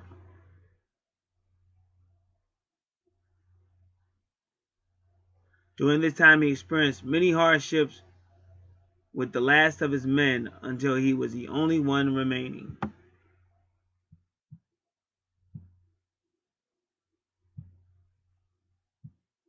So this is definitely an ambition.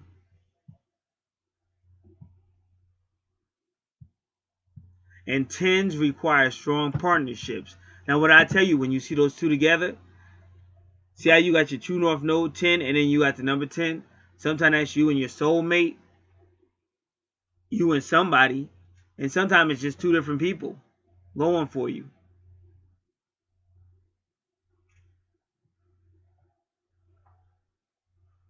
And I think before I was talking about the whole Mars thing and Aries energy and a relationship and stuff like that. But it seemed like you two came out of the eclectic. Because all we are is energy. See, we really believe. See, when you in this matrix, you really believe your flesh. You believe all that's you. But that's not you. You spirit. You energy. And they're implying you came out the eclectic, which is allegedly the most powerful. Like the most powerful when you're talking about spirit. And they're kind of implying that the ecliptic is more powerful than the sun, which really shocks me. I mean, that's what they're saying. You can look deeper into it, because you understand a lot of this stuff is esoterically, and some people can't understand it. Because when they think of the sun, they say, "Well, that can't be true, because the sun, everything revolves around the sun." But we're not talking about science-wise. We're talking about esoterically.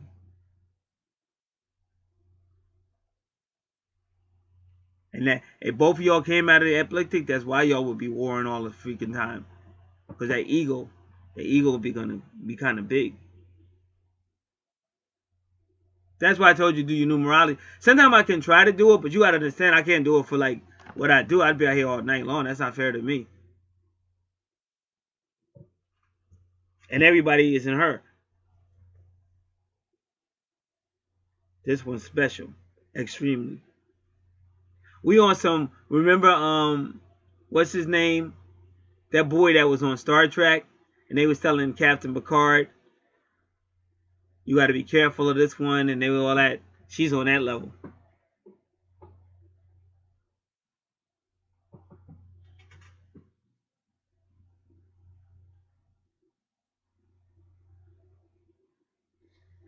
So again, and now you see number 9 again with your Capricorn, because we already told you what number 9 means.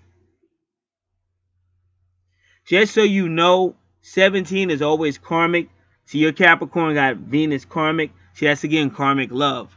And we already said you're probably in some type of karmic situation. And it's probably with that person you came out that ecliptic with.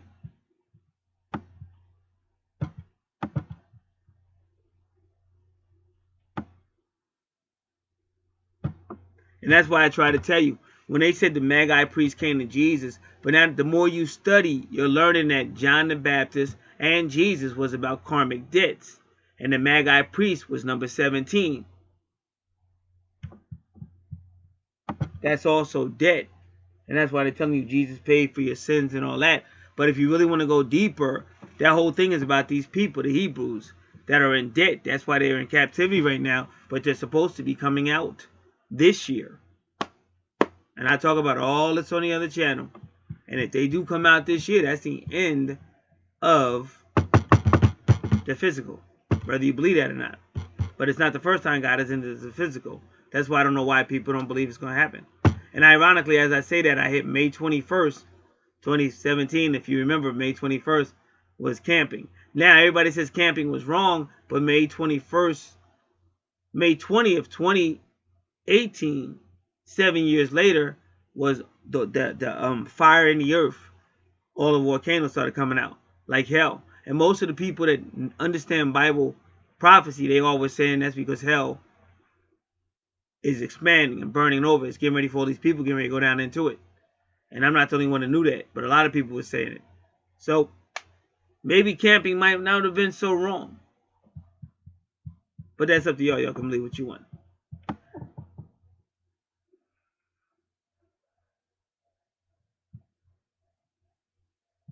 And remember, the number 17 is going to break down to the number 8, which is still karmic, or your 8th house.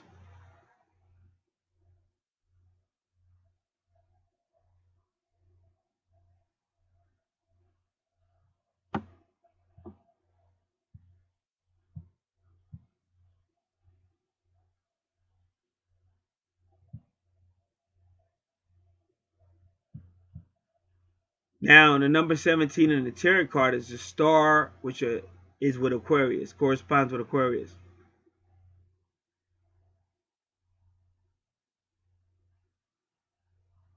So what happens is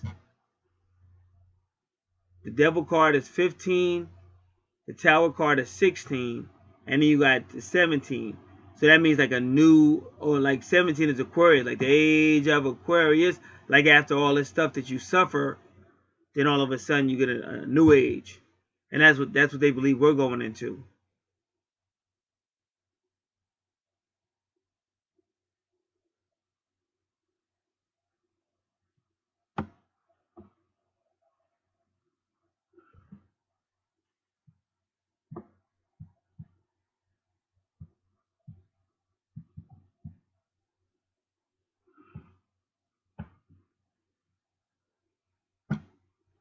So they said 17 can mean a karmic lesson. It may indicate a need to find balance in your personality. So number 17 can also mean number 8, which is a mastery over the material world, such as business and finance.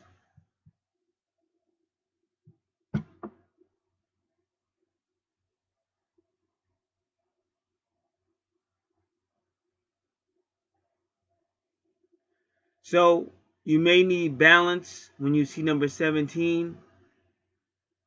You may have been irresponsible in a past life with money and material power.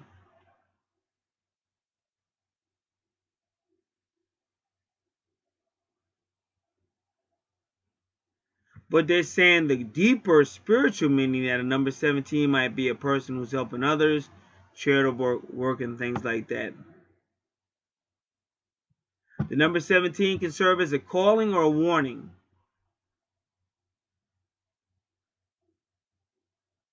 It's all about balance.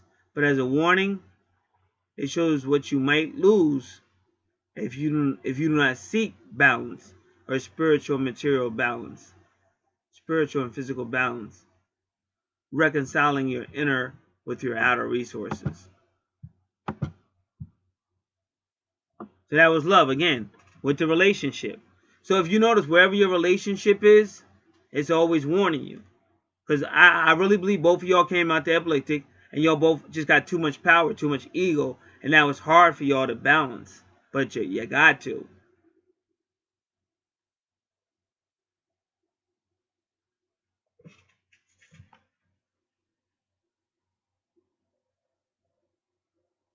And because you got a lot of fives on your chart, I'm going to do that too.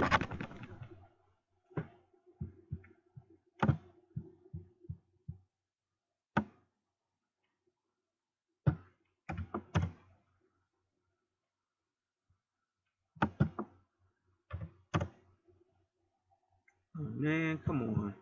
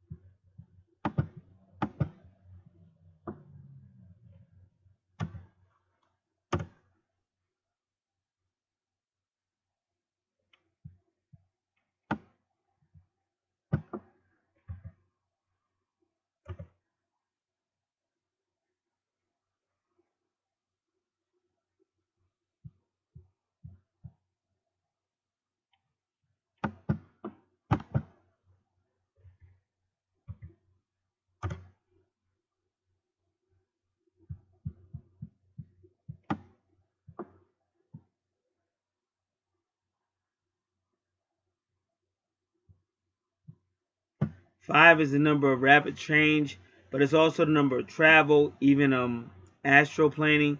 Five is also the number of telepathy. Any type of travel is number 5.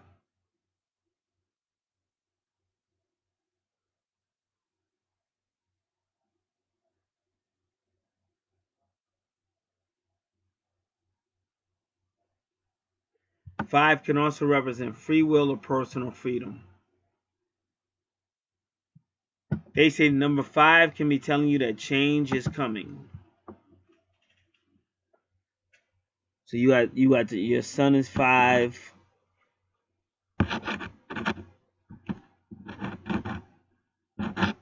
5 degrees 6 minutes.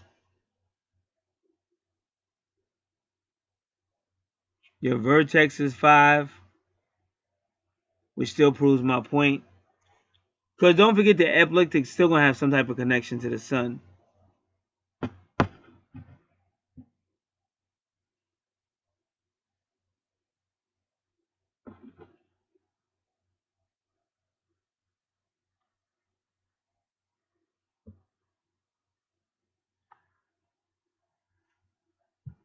So you may already know this person in this life, and if you don't, when you two meet, it's going to be very dynamic. But there's probably still communication going on through dreams, telepathy, and stuff like that.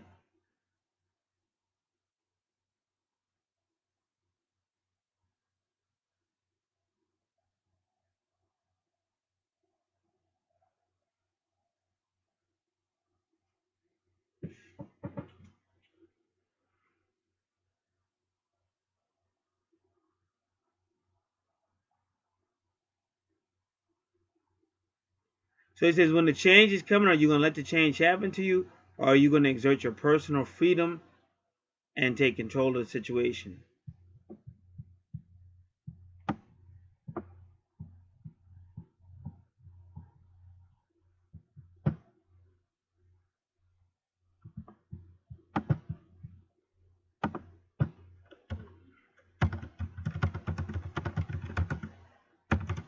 Now, on the tarot card number 5 is the Pope, the Hierophant, and that's Taurus energy. Taurus energy. And the Pope is all about pretty much marriage, bringing two people together.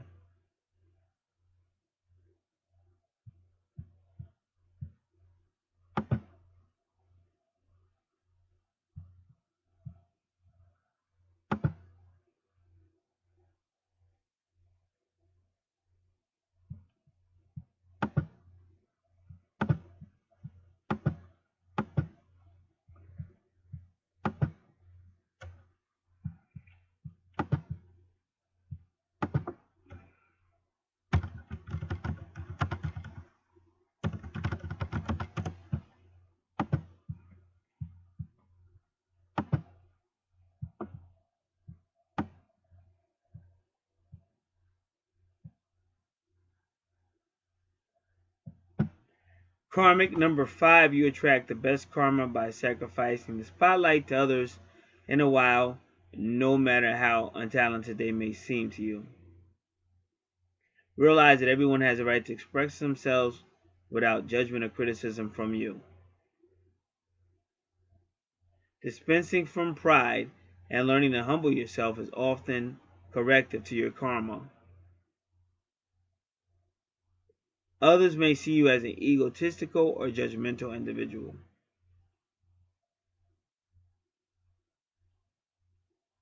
Where 5 appears in your chart, there will be risk.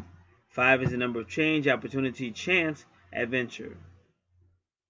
5 represents the 5 senses, usually denotes sensuality, taken to its limits.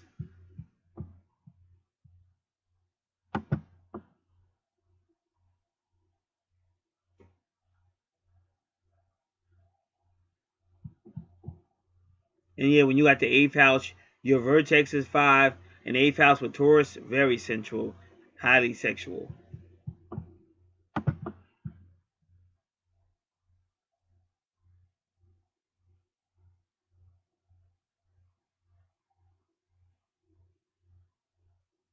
Wherever 5 appears in the chart, expect change, the expression of free will, and the exploration of the physical world.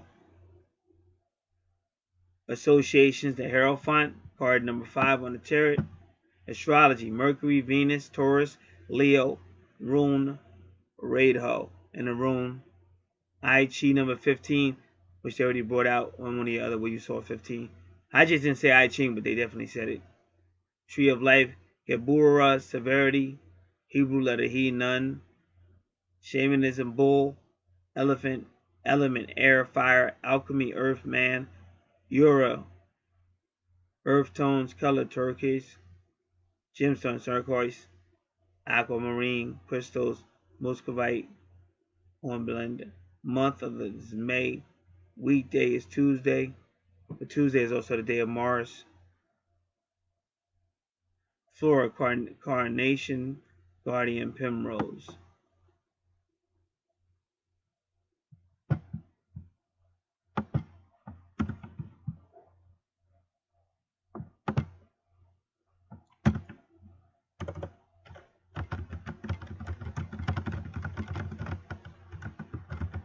So this person's special, born basically real close to a full moon, and implying that they came straight out the ecliptic. And people say, how is that possible? But you got to remember, let me explain something to you. Everything comes from spirit. Spirit is everywhere. Spirit is one. When spirit wants to come into the physical world, material world, it makes a soul. And that's all one soul. Now think of that soul as a pizza. Everybody on that soul is a soul family or a soul mate. Now, if you cut that pizza up 8 slices, all those slices are still your soulmate. That's why I'm going to say it again. If they took somebody you hate, put you and him on an island, and said, that's it. It's just you two together. We're out of here. And you need each other to live. You can't live without each other helping each other. We ain't coming back. We ain't telling you we come back. We could care less. We out of here. Y'all can keep on hating. But if you keep on hating, you're going to be dead within a week. And just leave y'all. Now y'all both on that island. And you can't do nothing. Like whatever you need help to get it. Whatever you need. Now ain't nobody looking, so you can't keep on going through all the silly stuff if you had a crowd or somebody you could run and tell. Just you and that person, but you know you gotta eat. So you might do all that tough guy stuff first for a while, but once you start getting hungry and start feeling like I can't do nothing without this person help, we need each other, y'all gonna start to be a little bit more civil. Because there ain't no reason to keep on being mean. Ain't nobody looking. The necessities right then is I gotta eat, I gotta do everything, and I can't do it without this person, without another person helping me. And ain't nobody else here but me and that person. So first y'all gonna get through that stage. You're gonna start helping each other, might still be a little mad or whatever. Then y'all gonna get past the other stuff where y'all realize I can't get anything done without this person helping me. We gotta help each other. So you're gonna start to be a little bit more civil to each other, and then naturally y'all gonna start getting hot as far as wanting to be whatever. So that's gonna happen. So now, by the time they finally come back, that person you originally hated might be your lover. Y'all might have a family together. Y'all might even tell those people, we don't want to go back to third dimension. Get out of here. We're fine without you. So that's why anybody on this planet could be your soulmate. We're from the same soul. It's just that you in third dimension that creates hatred and everything because they divide and conquer with all this bullshit. So now, that's the soulmate. Now your twin soul, I said they send seven pieces down to our third dimensional world. But the last piece, the eighth piece, they cut it in half. That's your twin soul. Same soul, same slice, different bodies. Now, meeting your twin soul can be quite dynamic, quite painful. You guys go into separation can be painful. You can study more of that online. If you got a free report from me, that information should be on there. I just checked it because a few of those websites I gave are now missing, but they still got a DNA activation, so you can go there. Plus, all you got to do is go to a Yahoo search engine, go to a YouTube search engine, and say the stages of a twin flame relationship, and it'll tell you all the stages. Because a lot of people they just want to do this with feeling. Where's my twin? Why isn't my twin? Why is my twin? You gotta learn how to understand it. That's why I keep telling you. You gotta learn how to balance your mind with your emotions. You gotta stop all this third dimensional dumb down stuff. Because if you did that, I'd probably be one of your greatest friends. But you're mad at me because I'm like your like a drill sergeant. But I know what I'm doing. Because you're gonna keep on doing that dumb down stuff, and you're gonna finally get destroyed. Because when you're dumbed down, what are you gonna do when God says enough of third dimensional? Enough of the dummies. We're going higher now. Think about it. And I don't know too many people that are with their twin flames staying dumbed down. You might get some sex, then you're going right back into separation. It's kind of funny how the word sex sounds like separation. You need more for that to last. This is a soul connection. You're going to need way more than just sex.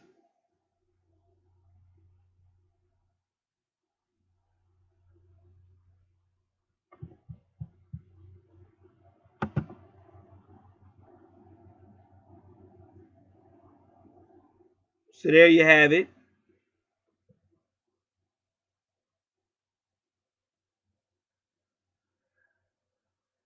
All right, the final one we're doing. And that's your Juno at 20 degrees. But we're doing the two at 12 degrees. We're going to do that. But let's look at the 20 degrees real fast. If I can get back over there.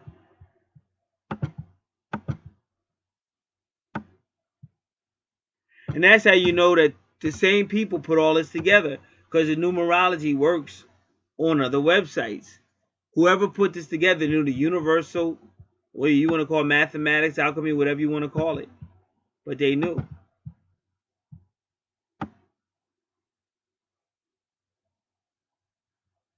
And remember, the number 20 breaks down to the number 2, which is the couple.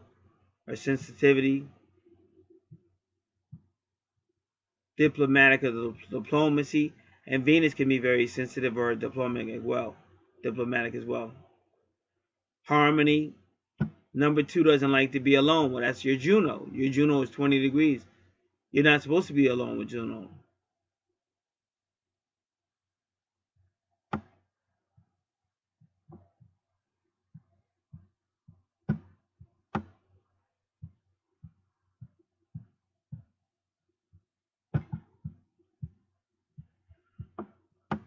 Finally, number 12. And number 2 is the High Priestess. But that's who you're connected to anyway. She runs everything. She's number 2 on the tarot card, but she's the boss. The High Priestess runs everything. The entire tarot card deck is about the High Priestess sending the Fool on his journey.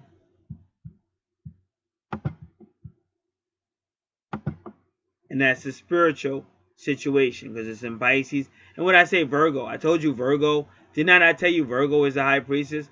The Virgo constellation is the High Priestess. And a lot's going on in that Virgo and in the sky.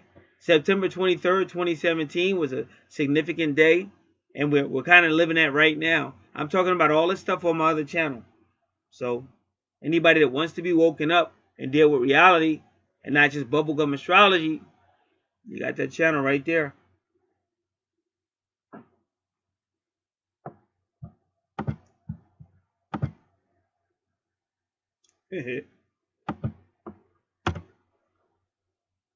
I was wondering why I wasn't. Let me see. Never mind. Give me a second.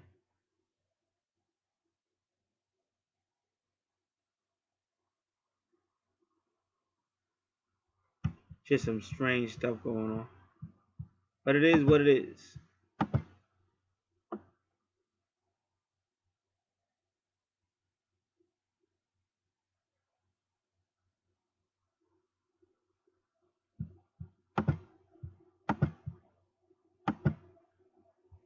All right, so let's do number 12.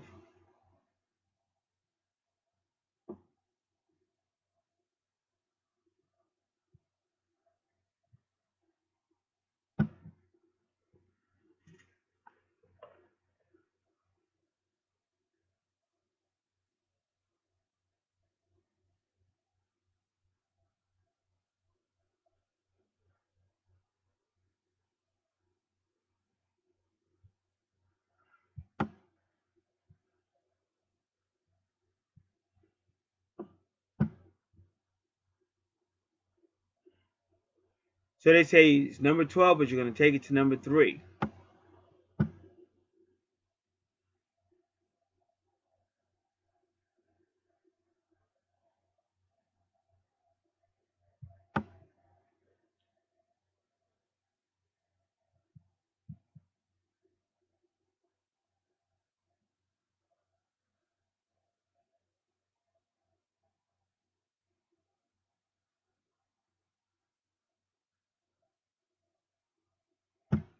They're saying number 1.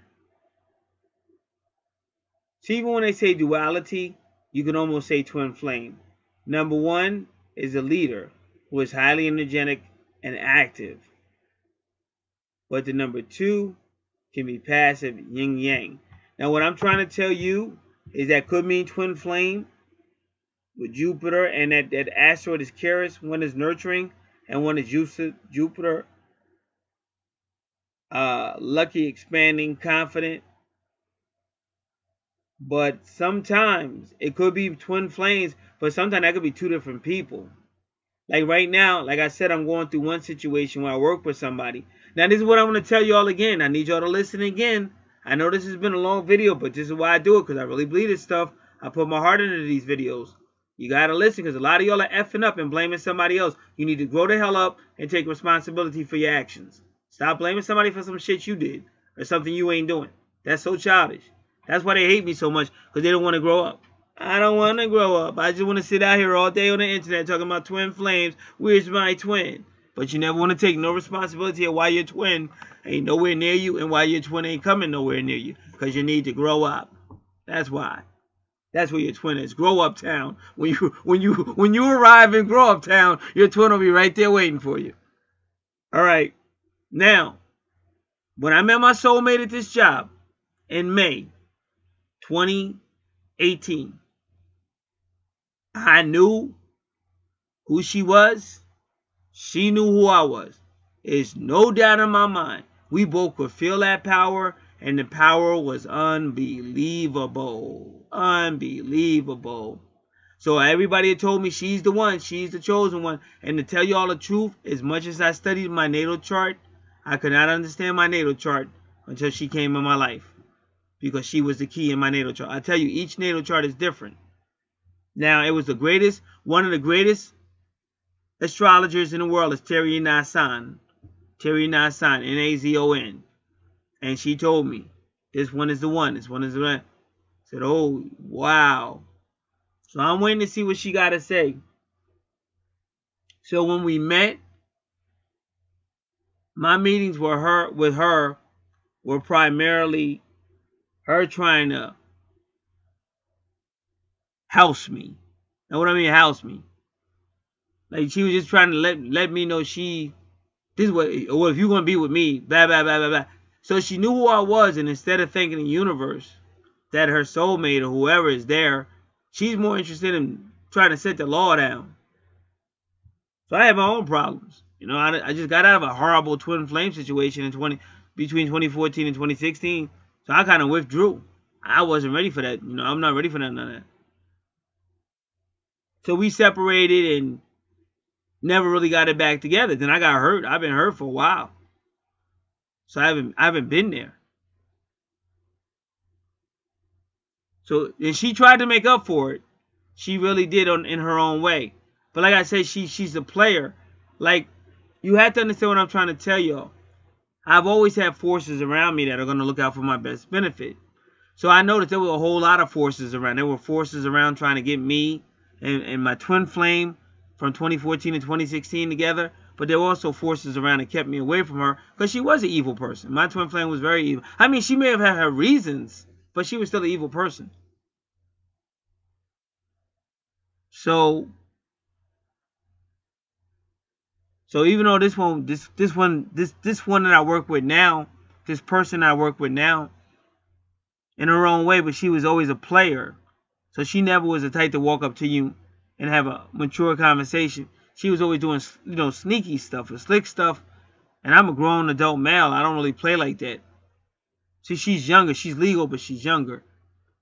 And then, just because I have supernatural help, one of the guys that worked there that I was good friends with, he was saying some stuff, but I knew he was talking about her.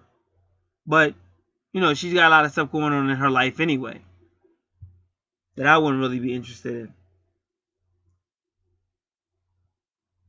So now I'll finally see her probably on Thursday after a long time not seeing her, but a lot has happened. Because while I was out, I got word, because I deal with the best astrologers in the world. I got word, and plus some of these readers out here on YouTube are real good. But I got word from the best astrologer in the world that somebody was coming back. Now, I talk about this on the other channel. But anyway, through some unbelievably supernatural stuff, I knew who it was. Because I didn't know who was coming back and what this astrologer was talking about. But I was made to know who it is. And it's the same woman that has a lot of qualities like this one. This chart I'm doing. The number 9, the Wheel of Fortune, Sagittarius, go on and on and on. So she may be coming back or something. Who knows? I'm still trying to figure it out myself. But my point I'm making is, had my soulmate not done that foolish stuff, she and I may have hooked up. Because I was eager to see what she had to say. I was waiting. But the guy that's her boyfriend and she kind of works with at that job, he kind of said that's how she is. She's kind of really pushy and tries to control everything. And see, what people don't know about me, I'm not strapped to fifth dimension. I mean, I'm not strapped to third dimensional. But that's what made me so great, if you ask me, because I'm not strapped to third dimensional. People act like you're going to die just because somebody you like. Like, my whole world is not going to stop for another person. I'm not here for other people. I'm here for the world. And that's a fact. I am worldwide. Not bragging or boasting. It's just what it is.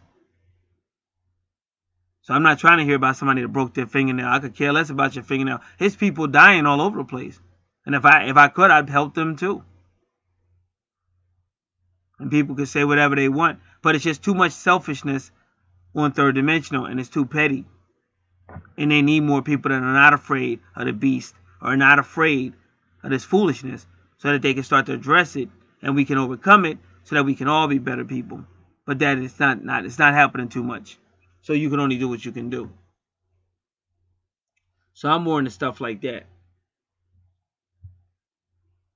So the purpose of me telling you all that is the soulmate overestimated a situation and lost it because she knew she had a nice guy, but instead of her thanking the universe, she tried to find a way to manipulate the situation.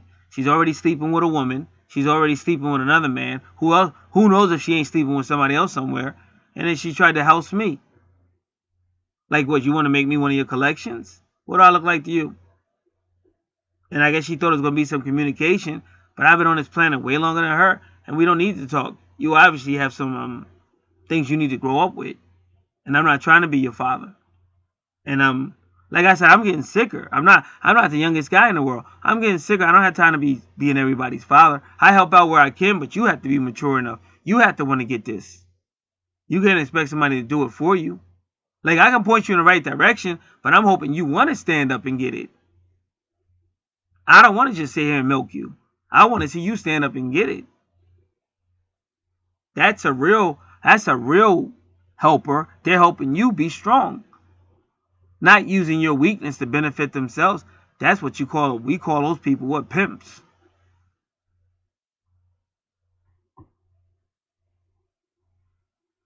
So now, she's got these 12s.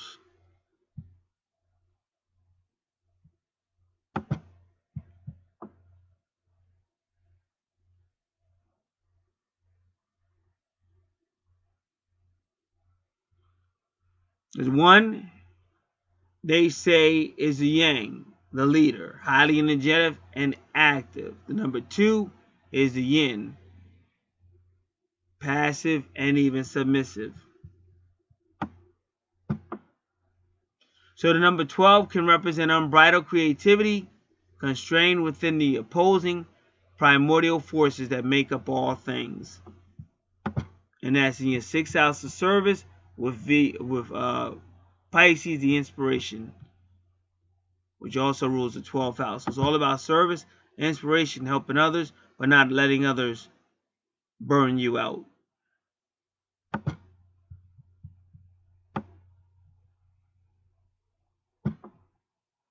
So this is the Hangman card. And there goes your Neptune, planet Neptune.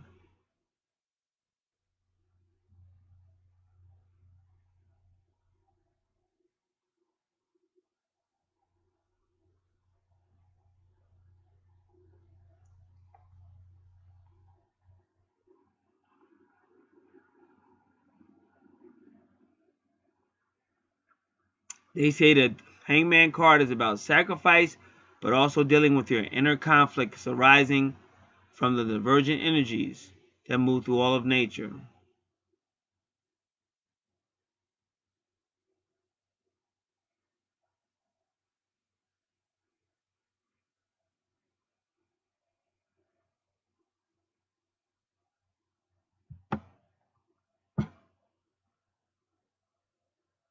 So the number 12, card number 12, is the 12th house of the zodiac associated with Pisces. And remember, Neptune rules Pisces.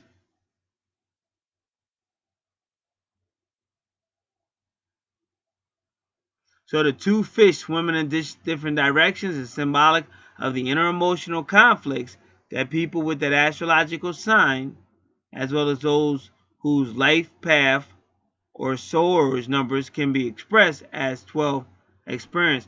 I'm starting to think that, like, you and your twin, which really your twin is really just one, your higher self is just one, it just splits up into 2 for duality. But I really think that you're like a high, you're who you really are. You're like a high, one of these spirit people that's real high with mathematics. And that's why your chart is so precise. If anybody's listening, you could tell somebody who did this chart that's so precise with the numerology. It's like an opposition that complements. It's like the greatest poetic expression that you could possibly imagine. This is some shit that is like a Bach or Shakespeare or some really high-ranking person is on. Like when you be watching the movies and the dude like Hannibal. Hannibal Lecter and some shit like that. Like the motherfucker be so on some crazy shit, but it's so sweet. I used to love to watch that dude, man, because he was on some high shit. Like, he wasn't just going to kill you. He was going to have some mathematical reason and all this shit while he was fucking you up and shit. I said, man, I like this dude and shit. He crazy, but he's smart as shit. Can't nobody fuck with him. That whoever did her whole natal, they on some stuff like that. Like this is a mastermind beyond masterminds. I got a friend named Talia because I used to write music, and that's how I used to write. And that's why I used to love me some Talia, because Talia would know my music. She would know every little thing I did, every little thing I put in the music and stuff like that. That's how this chart was made.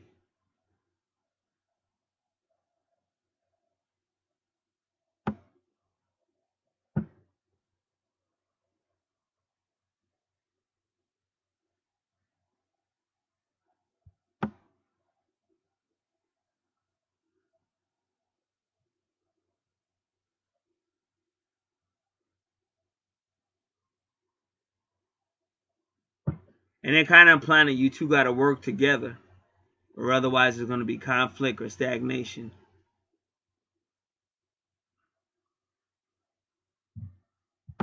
Number 12 in karma.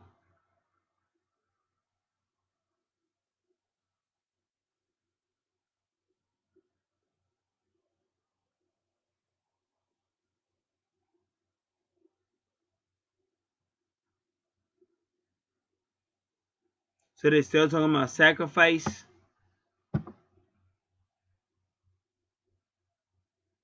It mentioned Jesus Christ.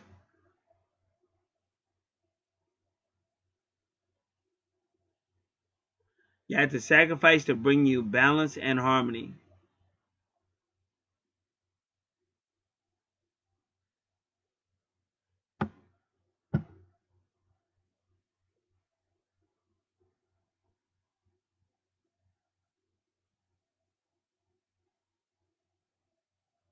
So they say the superior person withdraws from the world and escapes surrounding evil influences.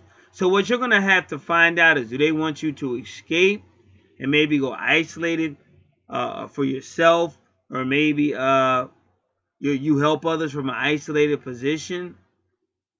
Or, because I think I got the same thing. I think I got 12 around the same area on my chart. Or do they want you to go forward and help others? Because my advice is, don't focus so much on helping others if it's going to burn you out. Because that's usually what's going to happen. Especially with all that Neptune and all that. You're going to fall into an idealistic world and damage yourself helping others. And then you got to find out where your twin is, and what part does your twin play in all of this.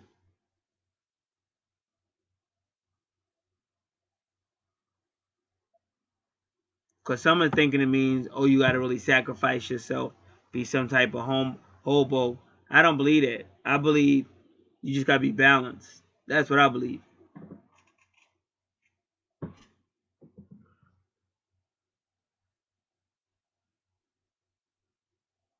And I think the isolation part is a mistake.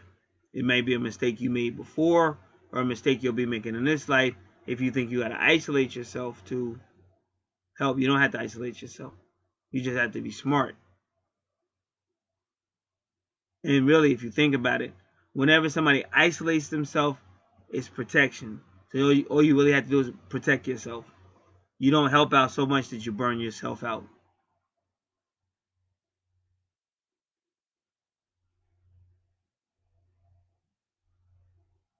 So isolation is meditation, seclusion, study, spirituality, prayer, all of it.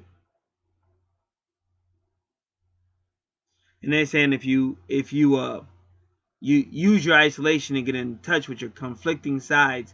But what is your conflicting side? Is it conflicting inside of you, or is it conflicts with your twin? See, this is stuff you got to figure out. That's why when I teach, you want to know what the heck they're talking about. Because you'll have a lot of people talking crazy and you don't even know what they mean. And see a weak-minded person just goes, oh, wow, that was deep. Oh, that was so profound. But you don't even know what they was talking about. Like if I say, okay, what was deep about it? What was profound about it? Then they get mad at you. So you got to think, what are they saying? What do they really mean by that?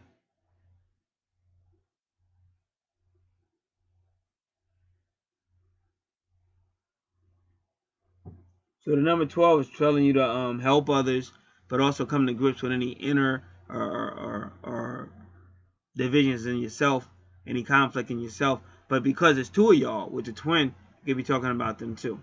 And I know a lot of times people say, where's my twin? Where's my twin? What about my twin or whatever? Like I said, the universe can't be wrong. Like I said, I got to meet mine, and like I said, it just didn't happen. But I really think that was a karmic relationship because every time I tried to talk to her, she just was a jerk. And then she just played games. Then if I would give up on her and move away, then she come following me. You know, this is what twin flames do, but that's my point. Somebody's got to grow up somewhere. If somebody's trying to talk to you, try to talk back. Stop the silly stuff. If you're a female, stop playing hard to get. Like you guys are doing stuff that's pushing these events away, and then you're telling the universe, oh, I never met my twin. Or I don't know about that. I don't really believe in that. Yeah, but you pass these people every day. You work with them, you pass them, you see them in stores. Every day these people around you, but you choose not to talk. You choose not to have nothing to do with it. And I'm saying be safe at all times. I'm not telling any of y'all to be stupid and have some crazy kill you or something. Because y'all got to ask, how was Al Bundy able to kill all those females? You see what I'm saying? Now, I or most people can't find a twin or can't find or can't get together. But this guy got it with all those women. So that's a little weird.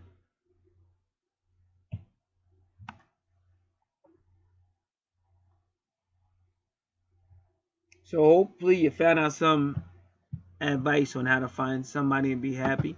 And remember, it is your relationship, so you want to talk about it. A lot of people, or the guy's supposed to talk, or the man should do all the talking. No, it's your relationship too, so you got to stop being afraid.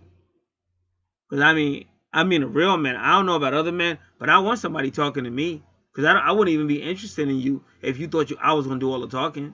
Why? I don't even, like I talk out here, I don't really talk to them. I'm a real quiet person. I don't even talk that much. So I need you to help me. If you're in a relationship with me, I need you to talk too. So these are things you can think about instead of just the typical third dimensional blaming somebody else. Hold yourself accountable and watch the universe bring people your way and see what happens. Like I said, in my opinion, Casey and Chloe better be glad that they had that second meeting a month later. But what Casey or Chloe they should have got their number before. All you had to do is say, oh, you know, ask her about a question in your business. Oh, do you have a business card? Oh, do you have? And if they said no, well, do you have a business phone number or whatever? Even if you meet somebody, say you meet somebody at the supermarket or whatever, and you got the guy walks you to the car or something like that, you can say that. You say, oh, hey, do you have a business or anything? And if he's not stupid, he'll say yeah.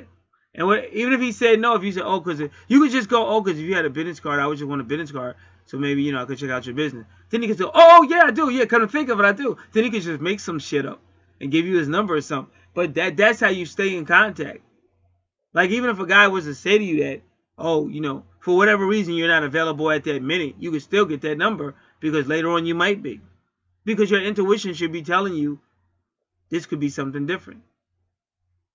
So you got to start listening to your higher self, your intuition, and stop listening to stupid stuff. Because maybe that your Mr. Right might have just walked you to your car, but you're talking some stupid shit. And now you're gone, and then you go back to find Mr. Right, and he don't even work there no more. And you ain't got shit. All you had to do is ask that guy, he would have gave you a number because he wanted to talk to you. You got to make yourself available. Stop doing stupid stuff or being so immature and then blaming other people or blaming the world why you're not happy or why you can't find anybody and stuff. Grow up. It's been a pleasure talking to y'all at 3 hours, 46 minutes, going on to 47. God bless.